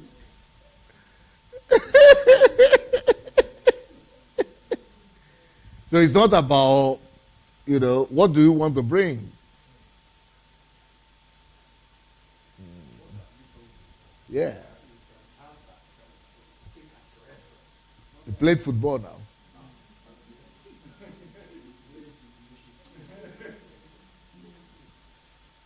Even the Liberian president, the footballer, he was a senator, yeah. He has already, and he lost two times before, yeah. So, what do you people have to say about my thought on democracy and the voting? Victor, I know you are the politicians. What will you say about this?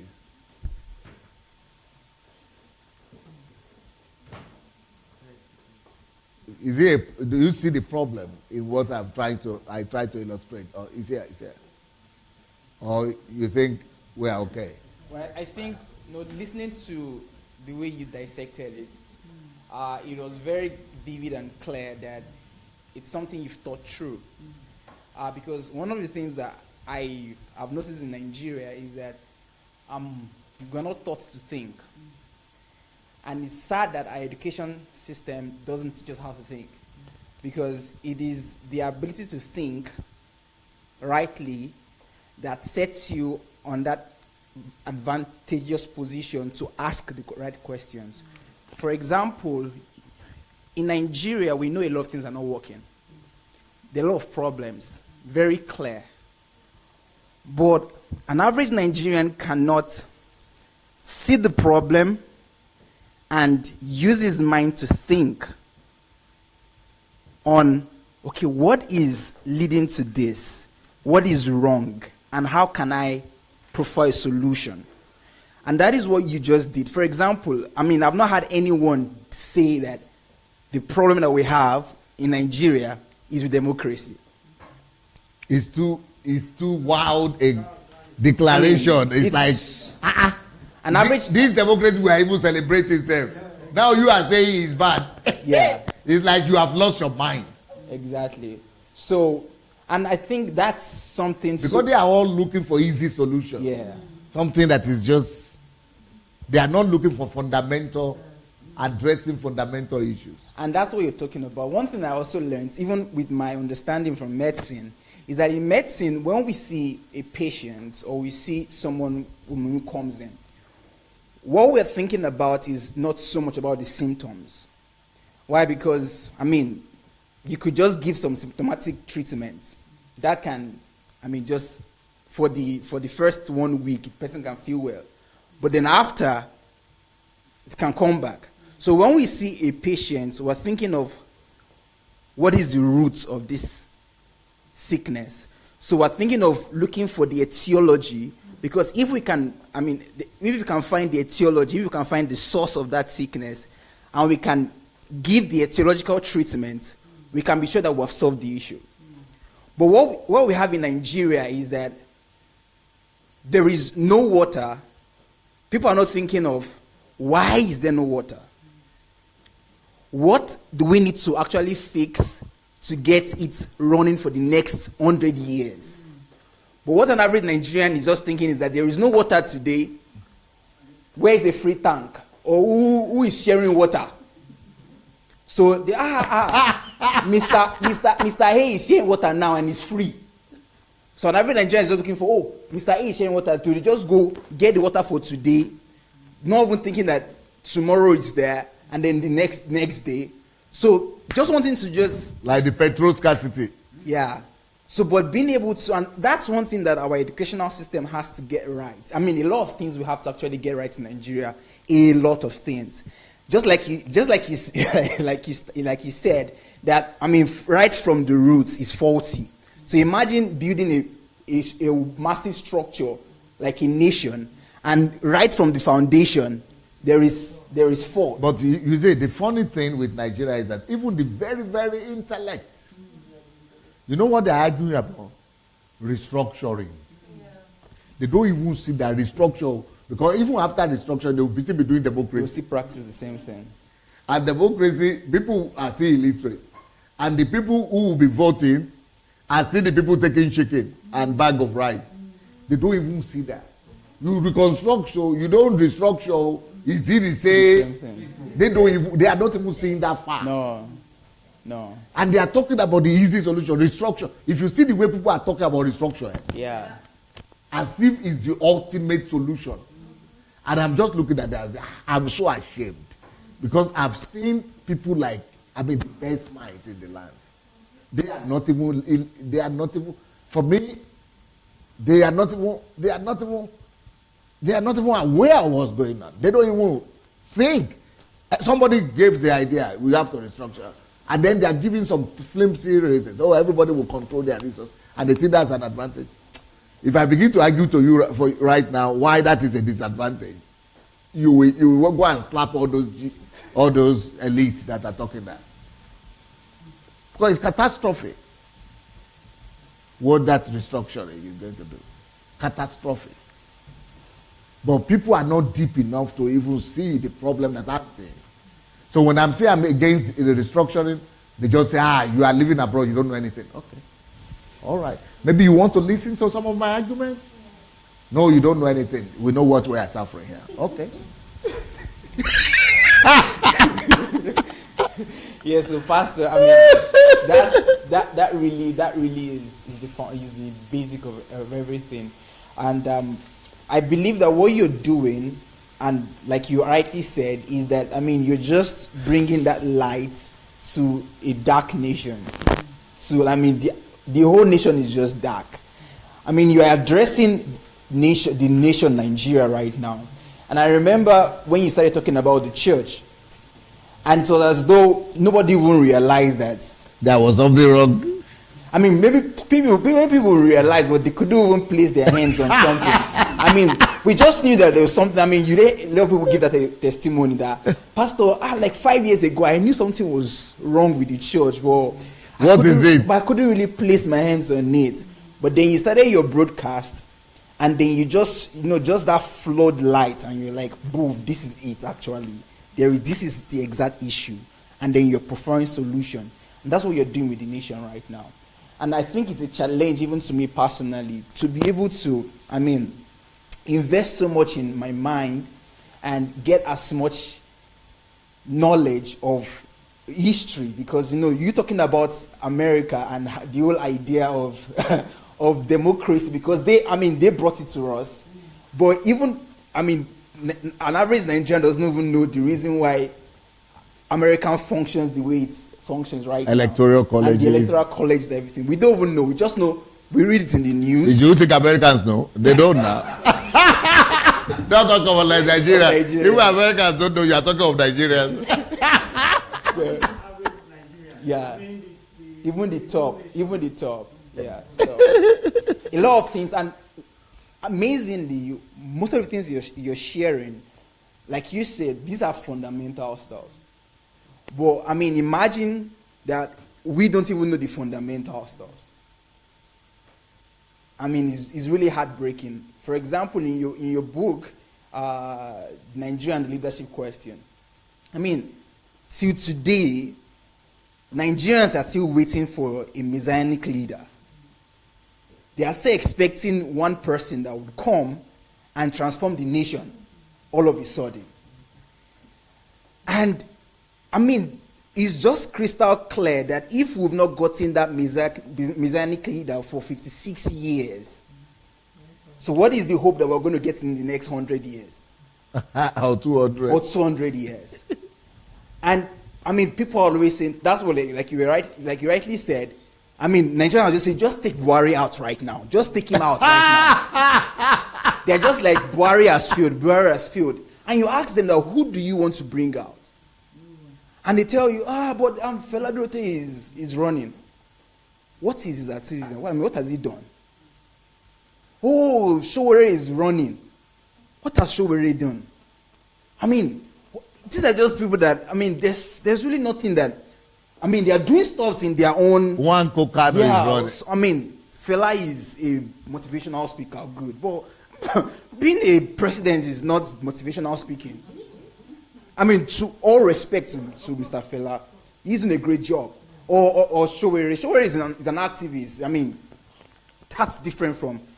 I mean, even many of us in HMT, we know better and we know more things that have to do with national transformation than most of these guys. Because just watch their interviews. Look at what they say.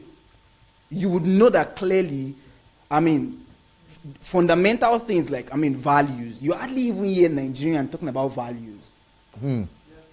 I mean, it's a rare topic, like values. I mean, we're thinking of how to get our loads settled. We're thinking about infrastructures. But even fundamental things like values, I mean, national values. I mean, sorry, what do you mean by values? We don't even get it. Yeah. So if we are talking about transforming Nigeria and fundamental subjects like this are, I mean, strange or weird, then, I mean, we've not even started. That's the point.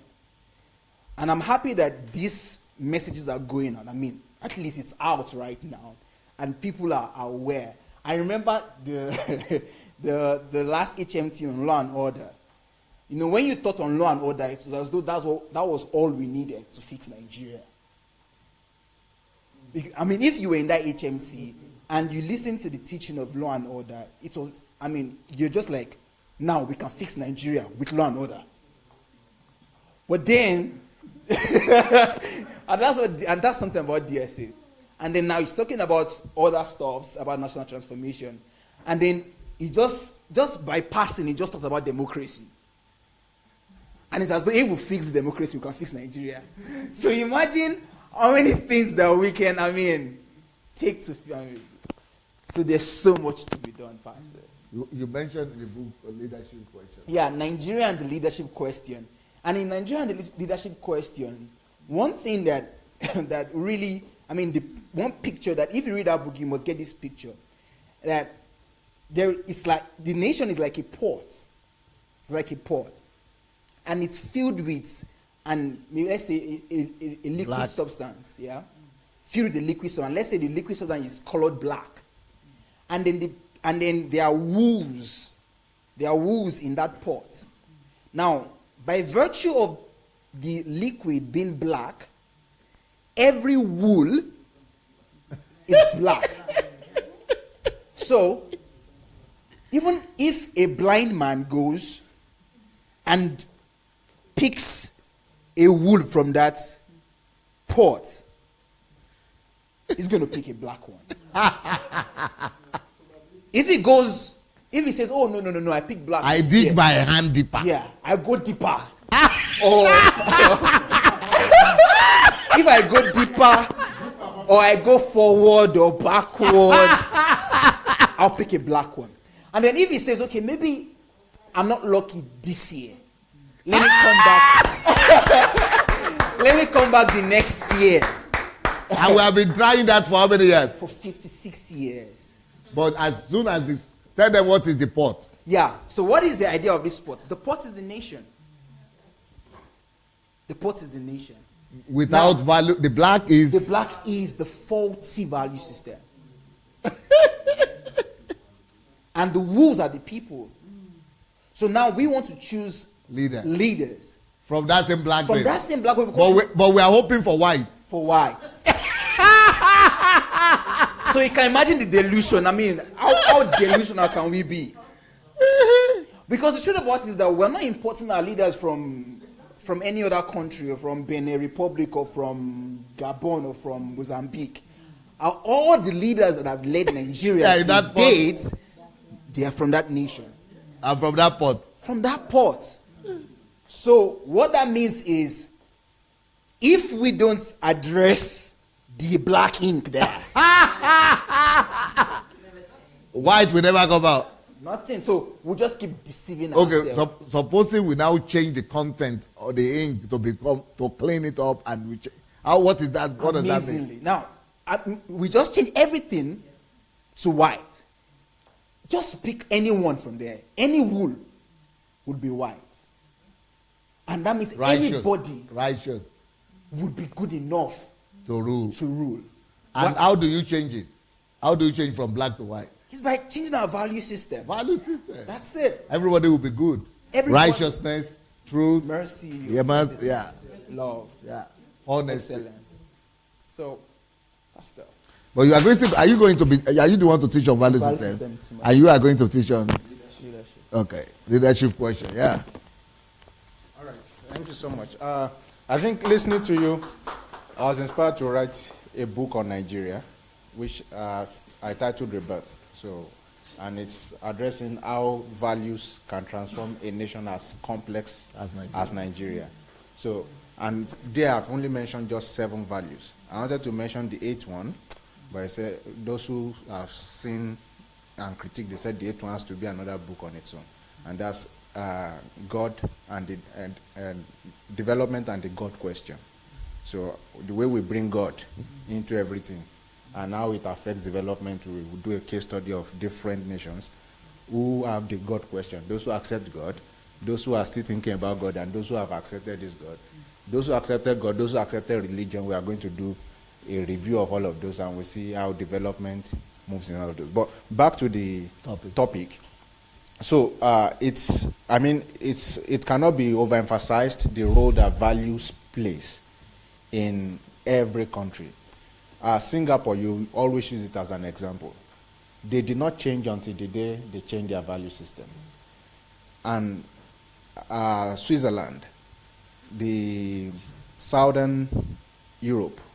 There's a difference between their economies and the economies of the Northern Europe. Why? Because there was a certain value system that came with the Reformation that the Catholics or the Orthodox who were in the North did not accept. South, who are in the South? Oh, they were in the South, yeah. So that is the Northern, yeah. So the Southern, like the Spanish, the Greek, Italy, they didn't accept those value systems.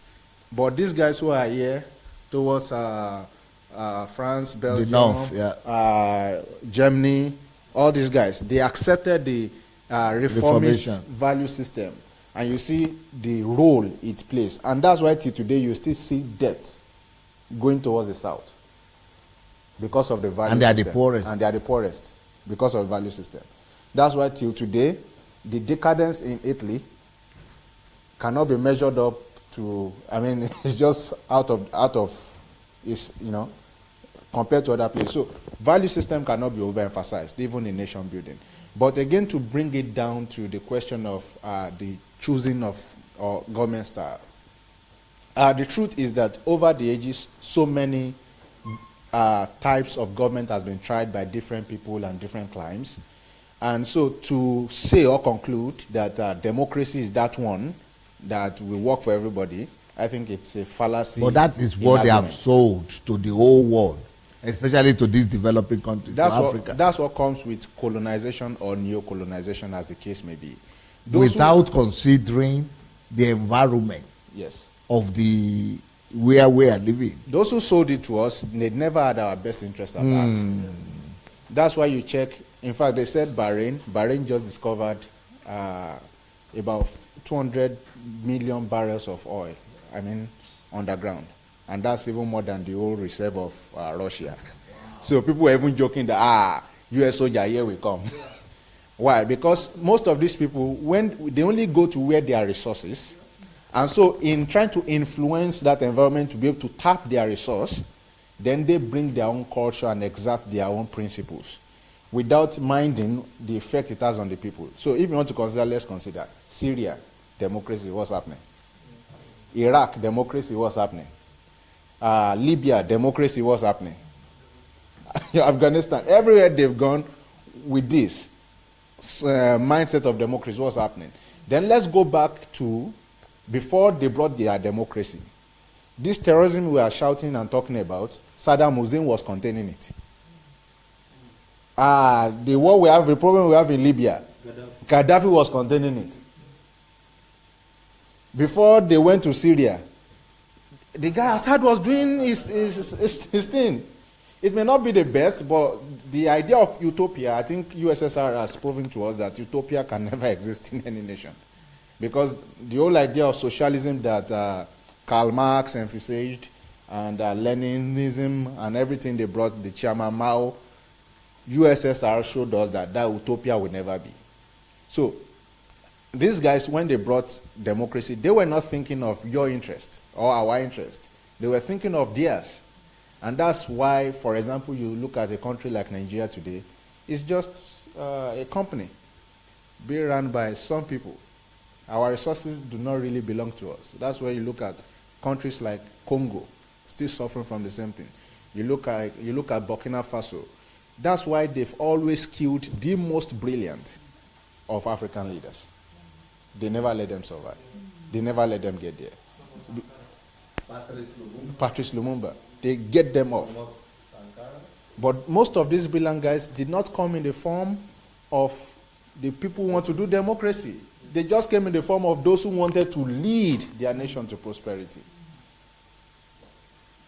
And to unanimously choose a leader does not have to go through the principles that democracy envisages. Now, to think of it, what was America doing when Theodore Roosevelt was elected 4 times? What happened to democracy? Constitutionally, nobody should go more than 2 times. But when it is to their interest, that was a law that was an amendment made later, after that. They didn't but change they had it. But they had No, they had it. They had it then. Yeah. They had the limit then. No, they didn't have the limit, but they had the election. Right. They had the 4 times something. So that's what we are saying, that anywhere where you see that you need it too, why don't you do it? Why should people have put a limit when you don't need it? So because they put the limit only when they have already established their system. When the country has gone up, that's when they put the limit. But they could, why don't we do that? Why did we start with limit? You don't get it? Yeah, I get it.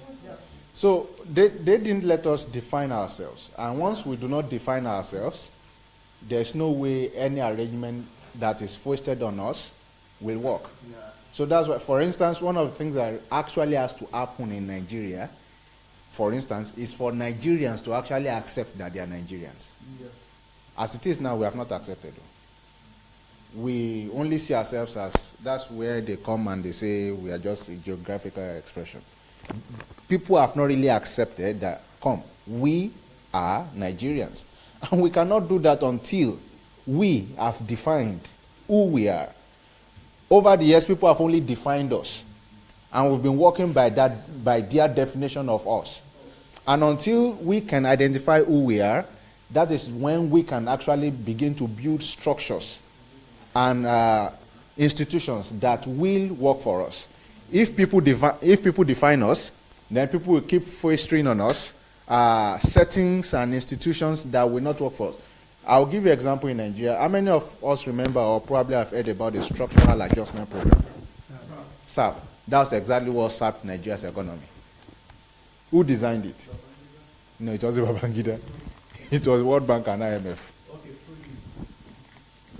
They designed it for him.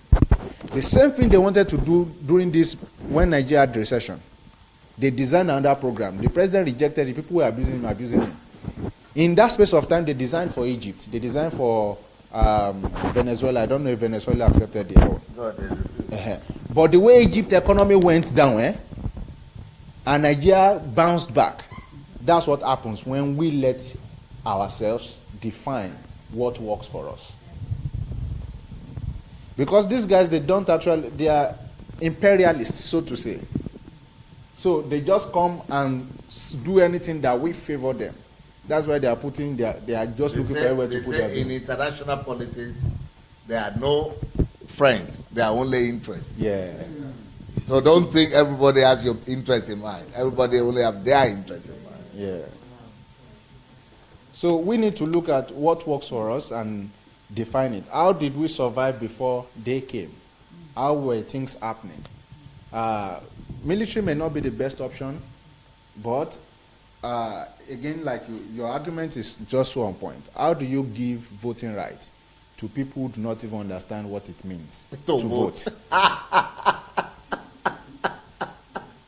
That's why you have in a place like Ekiti, where I came from, sir.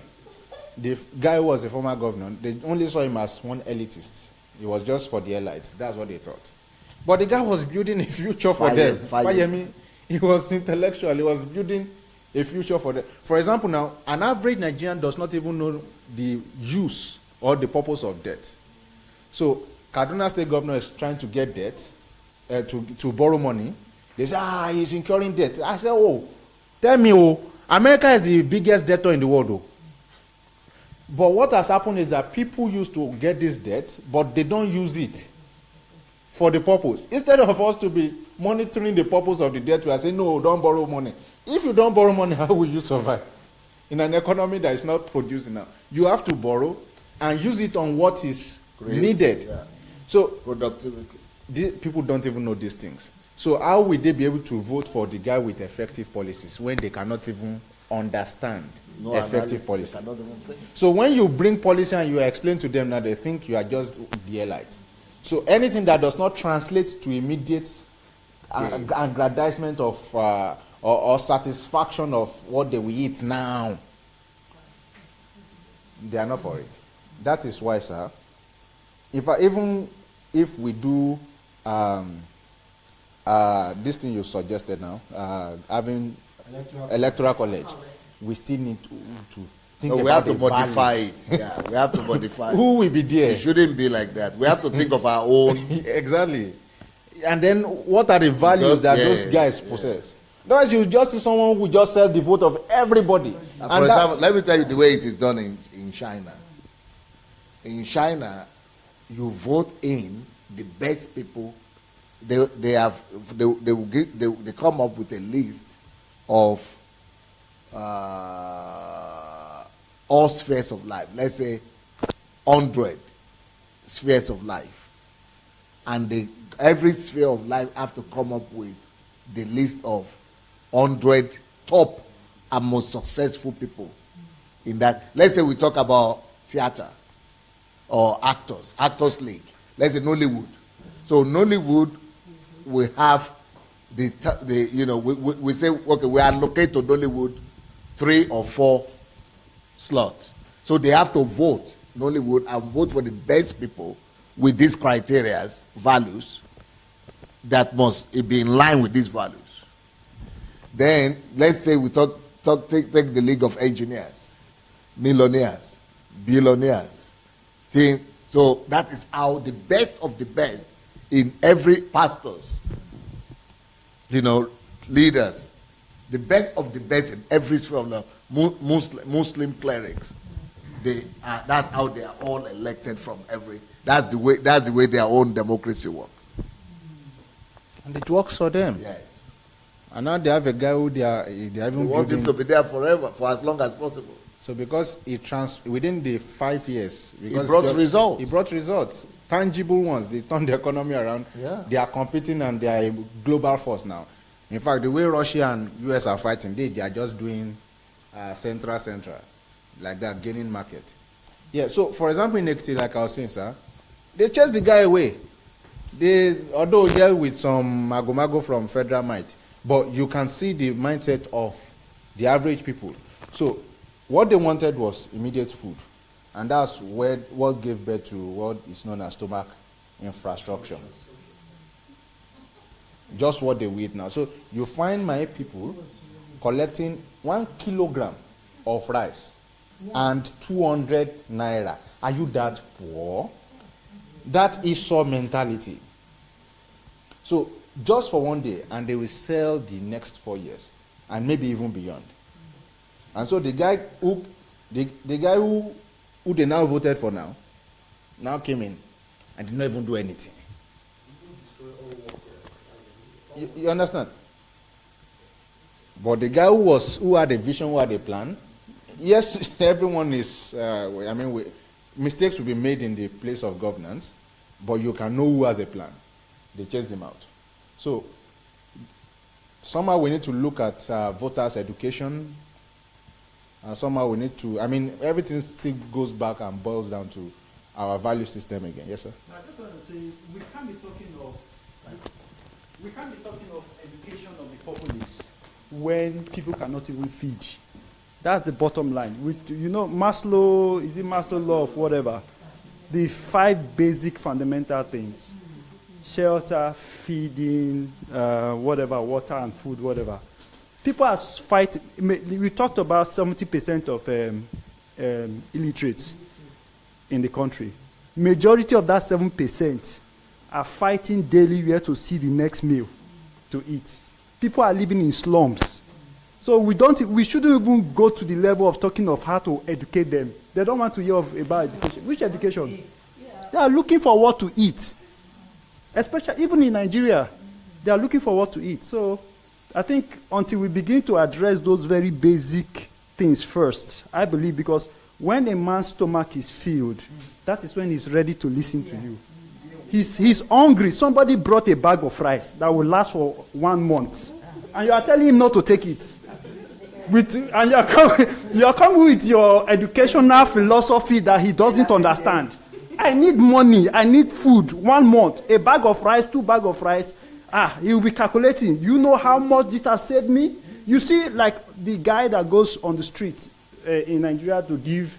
You see people, somebody selling leaf or selling egg. The entire crate of that egg is maybe 3 pounds or 5 pounds. And that is what she is planning to sell for the next 2 weeks or 1 week. Just 5 pounds. Then somebody comes with a bag of rice that costs 20,000 naira. And you say he shouldn't take the bag of rice. I think those are the fundamental things we should first address, even before. No, I'm just going to chip in one thing. We cannot remove education, because if that is out of it, how are we going to put in the value system? Enlightenment. Enlighten them. Food is good, actually, but I think education is important. Then, maybe we can put both together, because if the stomach is empty, actually, but education, I think, is very important, so that we'll be able to inculcate a new value system or whatever, we want to. I agree with that, right? Definitely we need education, right? And we need food. But the thing, which one comes first? That's what I'm saying, because if you go to Kenya or, I can't remember, a country in Africa that suffers drought, Somalia and all that, you can't go to a child that is lying on the floor that is almost dying, like the one DSA showed when he was soliciting for contributions and help. You can't go to such a child and you're talking of education. What education? Well, we need education. There's no doubt about it. But we need to identify what do we address first. I'm talking of areas that are very impoverished, areas that, for example, I used to work in Port Harcourt, and by the privilege of the position I held then, I traveled to, out of the 23 local governments, I traveled to 22 local governments. Some of them I had to go into the creeks. Some of them I took boats and canoe, paddled.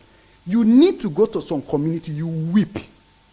I went to one, I didn't know until I started crying.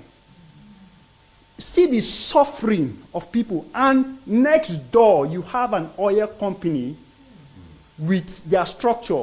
Just walk out. In fact, there was a place we got to, they said we couldn't come out of the canoe. Why? Because the oil, whatever, spillage and all that has destroyed the whole community.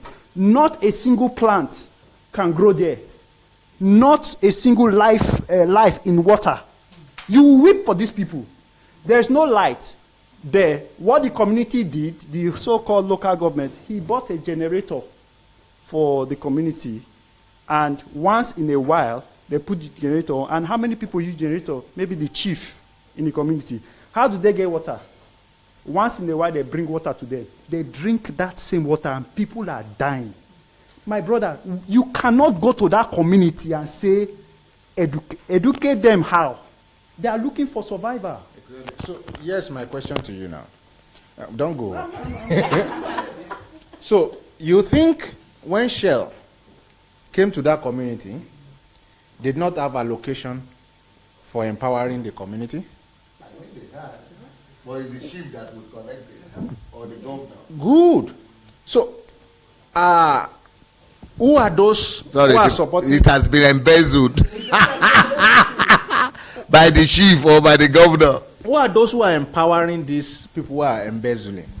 You see, poverty has been weaponized. So without education, the poverty will keep being a weapon.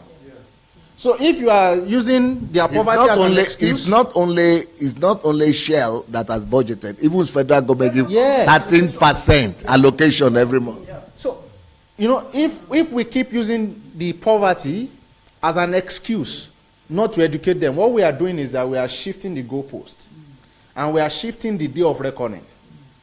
And what we are doing is we are elongating their days of misery, because their poverty will always be constant. The only thing that can remove poverty is enlightenment. Just like there are many more countries that are poor in Africa, but they don't have that corruption issue. Yes. Because of the value system. Yes, sir. Because of their value system, even though they are poorer than Nigeria, but they are not thinking of jumping the rules. Yes, sir. Because they have been taught in that way. Yes, sir. The same Burkina Faso, for example. Yes, sir. Yeah. In my book, I proved what you are talking about now. The whole idea of Niger Delta insurgency is hinged on what you are talking about. But the federal government has spent over $500 million on that same insurgency to alleviate all. What is the result? In 13 years. Why is it not getting to the people? Who are the people? It's still the same corruption. Who are the militants? Where do they recruit them from?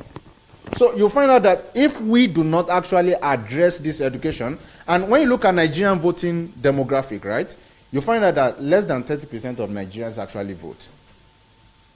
So if less than 30% of Nigerians vote, then you can know that most of these poorest of the poor, they don't even have the energy to vote. You understand? Now, it means the ones who get to vote, actually education can get to them. And that's where all of this thing DS is talking about comes in. Because we now need to be the one to take responsibility. I mean, everything is just intertwined. Because most of this poverty is also from the church, sir. The church like this. I'm telling you the truth. Because the little they have, church will still collect it from them and be selling them dude hopes. Hopes that don't exist from anywhere. The very little they have. So, you find out that... But they have to pay tithe now. Yes, from what they don't even have. So, the poor guy who has 20 naira will still be paying. You know? Paying for a building project. And they will go and pay. They'll pay. Even if you send them money, they'll go and pay. So, we just do not have another option. Yeah, people are hungry. I wanted to add something because, speaking of meeting people's needs, it's something that people, it's not a new stuff. It's nothing new because Bill Gates just released a post that he has spent over 160 billion naira. Dollars. Or dollars. Was it dollars? 1.6 billion. Yes. So Bill Gates has invested $1.6 billion US dollars for the northeast part of Nigeria. And it's not clear. Where is 1.6 billion? Not naira, but dollars. In the northeast, specific. But if you go to the northeast, it doesn't look like 1 naira has even gone there. So what is the issue? Not visited. Yeah, exactly. So the issue is not wanting to meet the needs of people. The issue is that there's something fundamentally wrong with the thinking of people. It's the value system. Why? Because there are NGOs there in the northeast who are receiving this money. But when they get this money, what do they do with the money? Divert it for themselves. So meeting the needs of the people, even as a matter of fact, even the person that is hungry right there, that just is just 40 miles. For example, if there are 10 people that are hungry here, and I tell one of them that, I got money to settle for the 10 of you that are hungry, but I want to enjoy that money alone. But I want one person to validate that I'm helping the 10 of you. And I say, I need you to come and be the face. That guy would betray the other 9 that were hungry before and stand and say, okay, yes, this NGO, they fed me. And he knows fully well that this guy received money to feed 10 people, 9 other people like him that are suffering. He would despise them, leave them alone, and go with this guy to steal the money. Why? And not because he's hungry. That's what the local ships are. Yes, it's not because he's hungry. It is because so value system is key. Value system is what would sustain anything that we start. That is just it. Sustainability is hooked on value system. If we feed 10 people today and we don't teach the right values, we'll come and feed them tomorrow and the next day. But if we instill the right values into them, we feed them today and we tell them that, hey, we want to make you guys understand that you can provide for yourself. And we begin to tell them these values of hard work, all of these things. What happens is that they begin to reproduce what we came to do for them. And that's how it continues like that. So meeting the needs is very important because obviously you cannot teach a dying person. The person needs to eat. You understand? But even a more important need that needs to be met is addressing the mindset, the value system of an average Nigerian. Yes. Just chip one thing before Okay. I'll go and sit down. Yeah. In the corporate world, when you work in the corporate world, right, and you're doing projects, There's what they call urgent and important projects, right? Something can be urgent but not important. Something can be important and not urgent. Something can be important and also urgent, and something will not be important for quadrant. Now, you need to see in reality. We can talk intellectual talk, but reality, you need to face it. I am not saying that you don't educate, but when you are going to educate them, please go with food. That's what I'm saying. Go with food.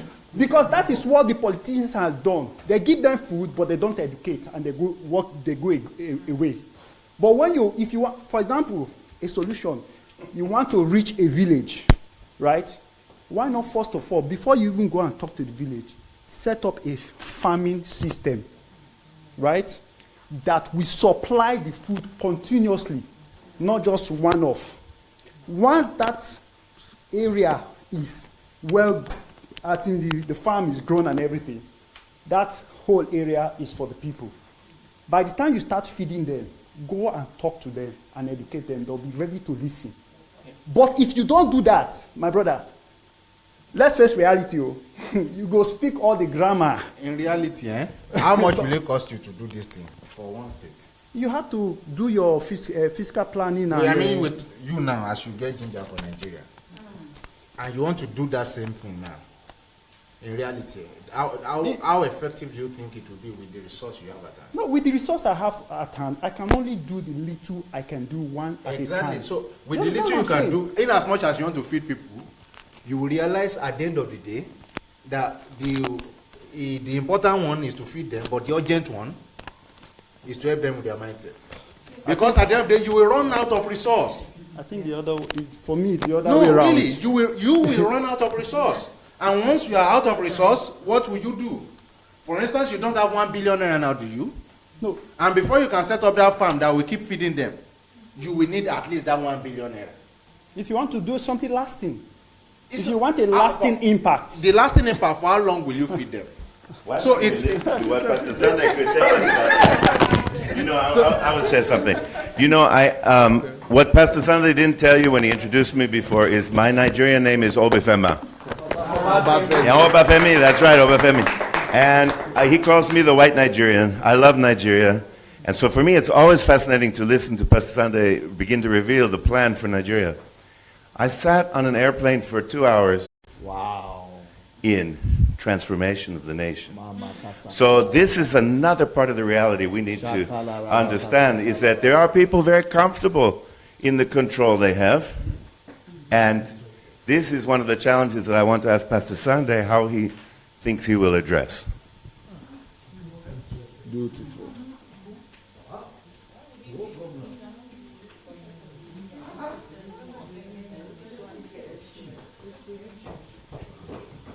That's a very, very big question.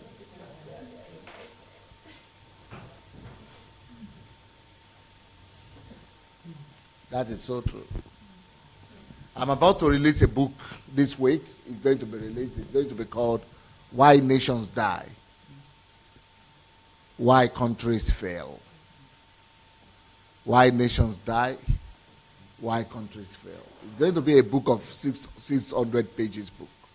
And that is just volume 1. Then I will still have 2 more volumes to come. But in that volume 1, I address why countries die. And one of the factors that you'll find there is called apathy. The apathy of the elite is what you have just pinpointed right there. And it's not only that governor that is not interested. I told my story and I wrote an article about it when I went to meet Jonathan. The guy fell asleep on us. We were sitting like this. I brought 20 Europeans. They allowed 5 to enter with me to see him. And we were telling him all the things we were planning to bring from all over the world, from America, from Europe. He was just dozing off. So that's why I campaign rigorously. that that guy will be removed. And then his assistants that were sitting there near him, they were only saying, Mr. Yes, yes, yes. Nobody was trying to suggest anything to bring solution. They just want to behave to please him. Instead of them to say, okay, maybe our guy is tired, let's take over. They will just, they see that he's sleeping, they are not even, I mean, they are only Mr. Yes, Mr. Yes, yes, yes, yes. All right, so that is a very big question. And this book of mine, where is it? The elite. The role of the elite. We need to do something with our elites in Nigeria. That's why I wrote this book. And then tomorrow, or day after 2 days, maybe this week, why nations die, why countries fail. I'll be addressing that is one of the points there in that book. Apathy. It's as a reason why nations die. It has been nice being with you. Good night.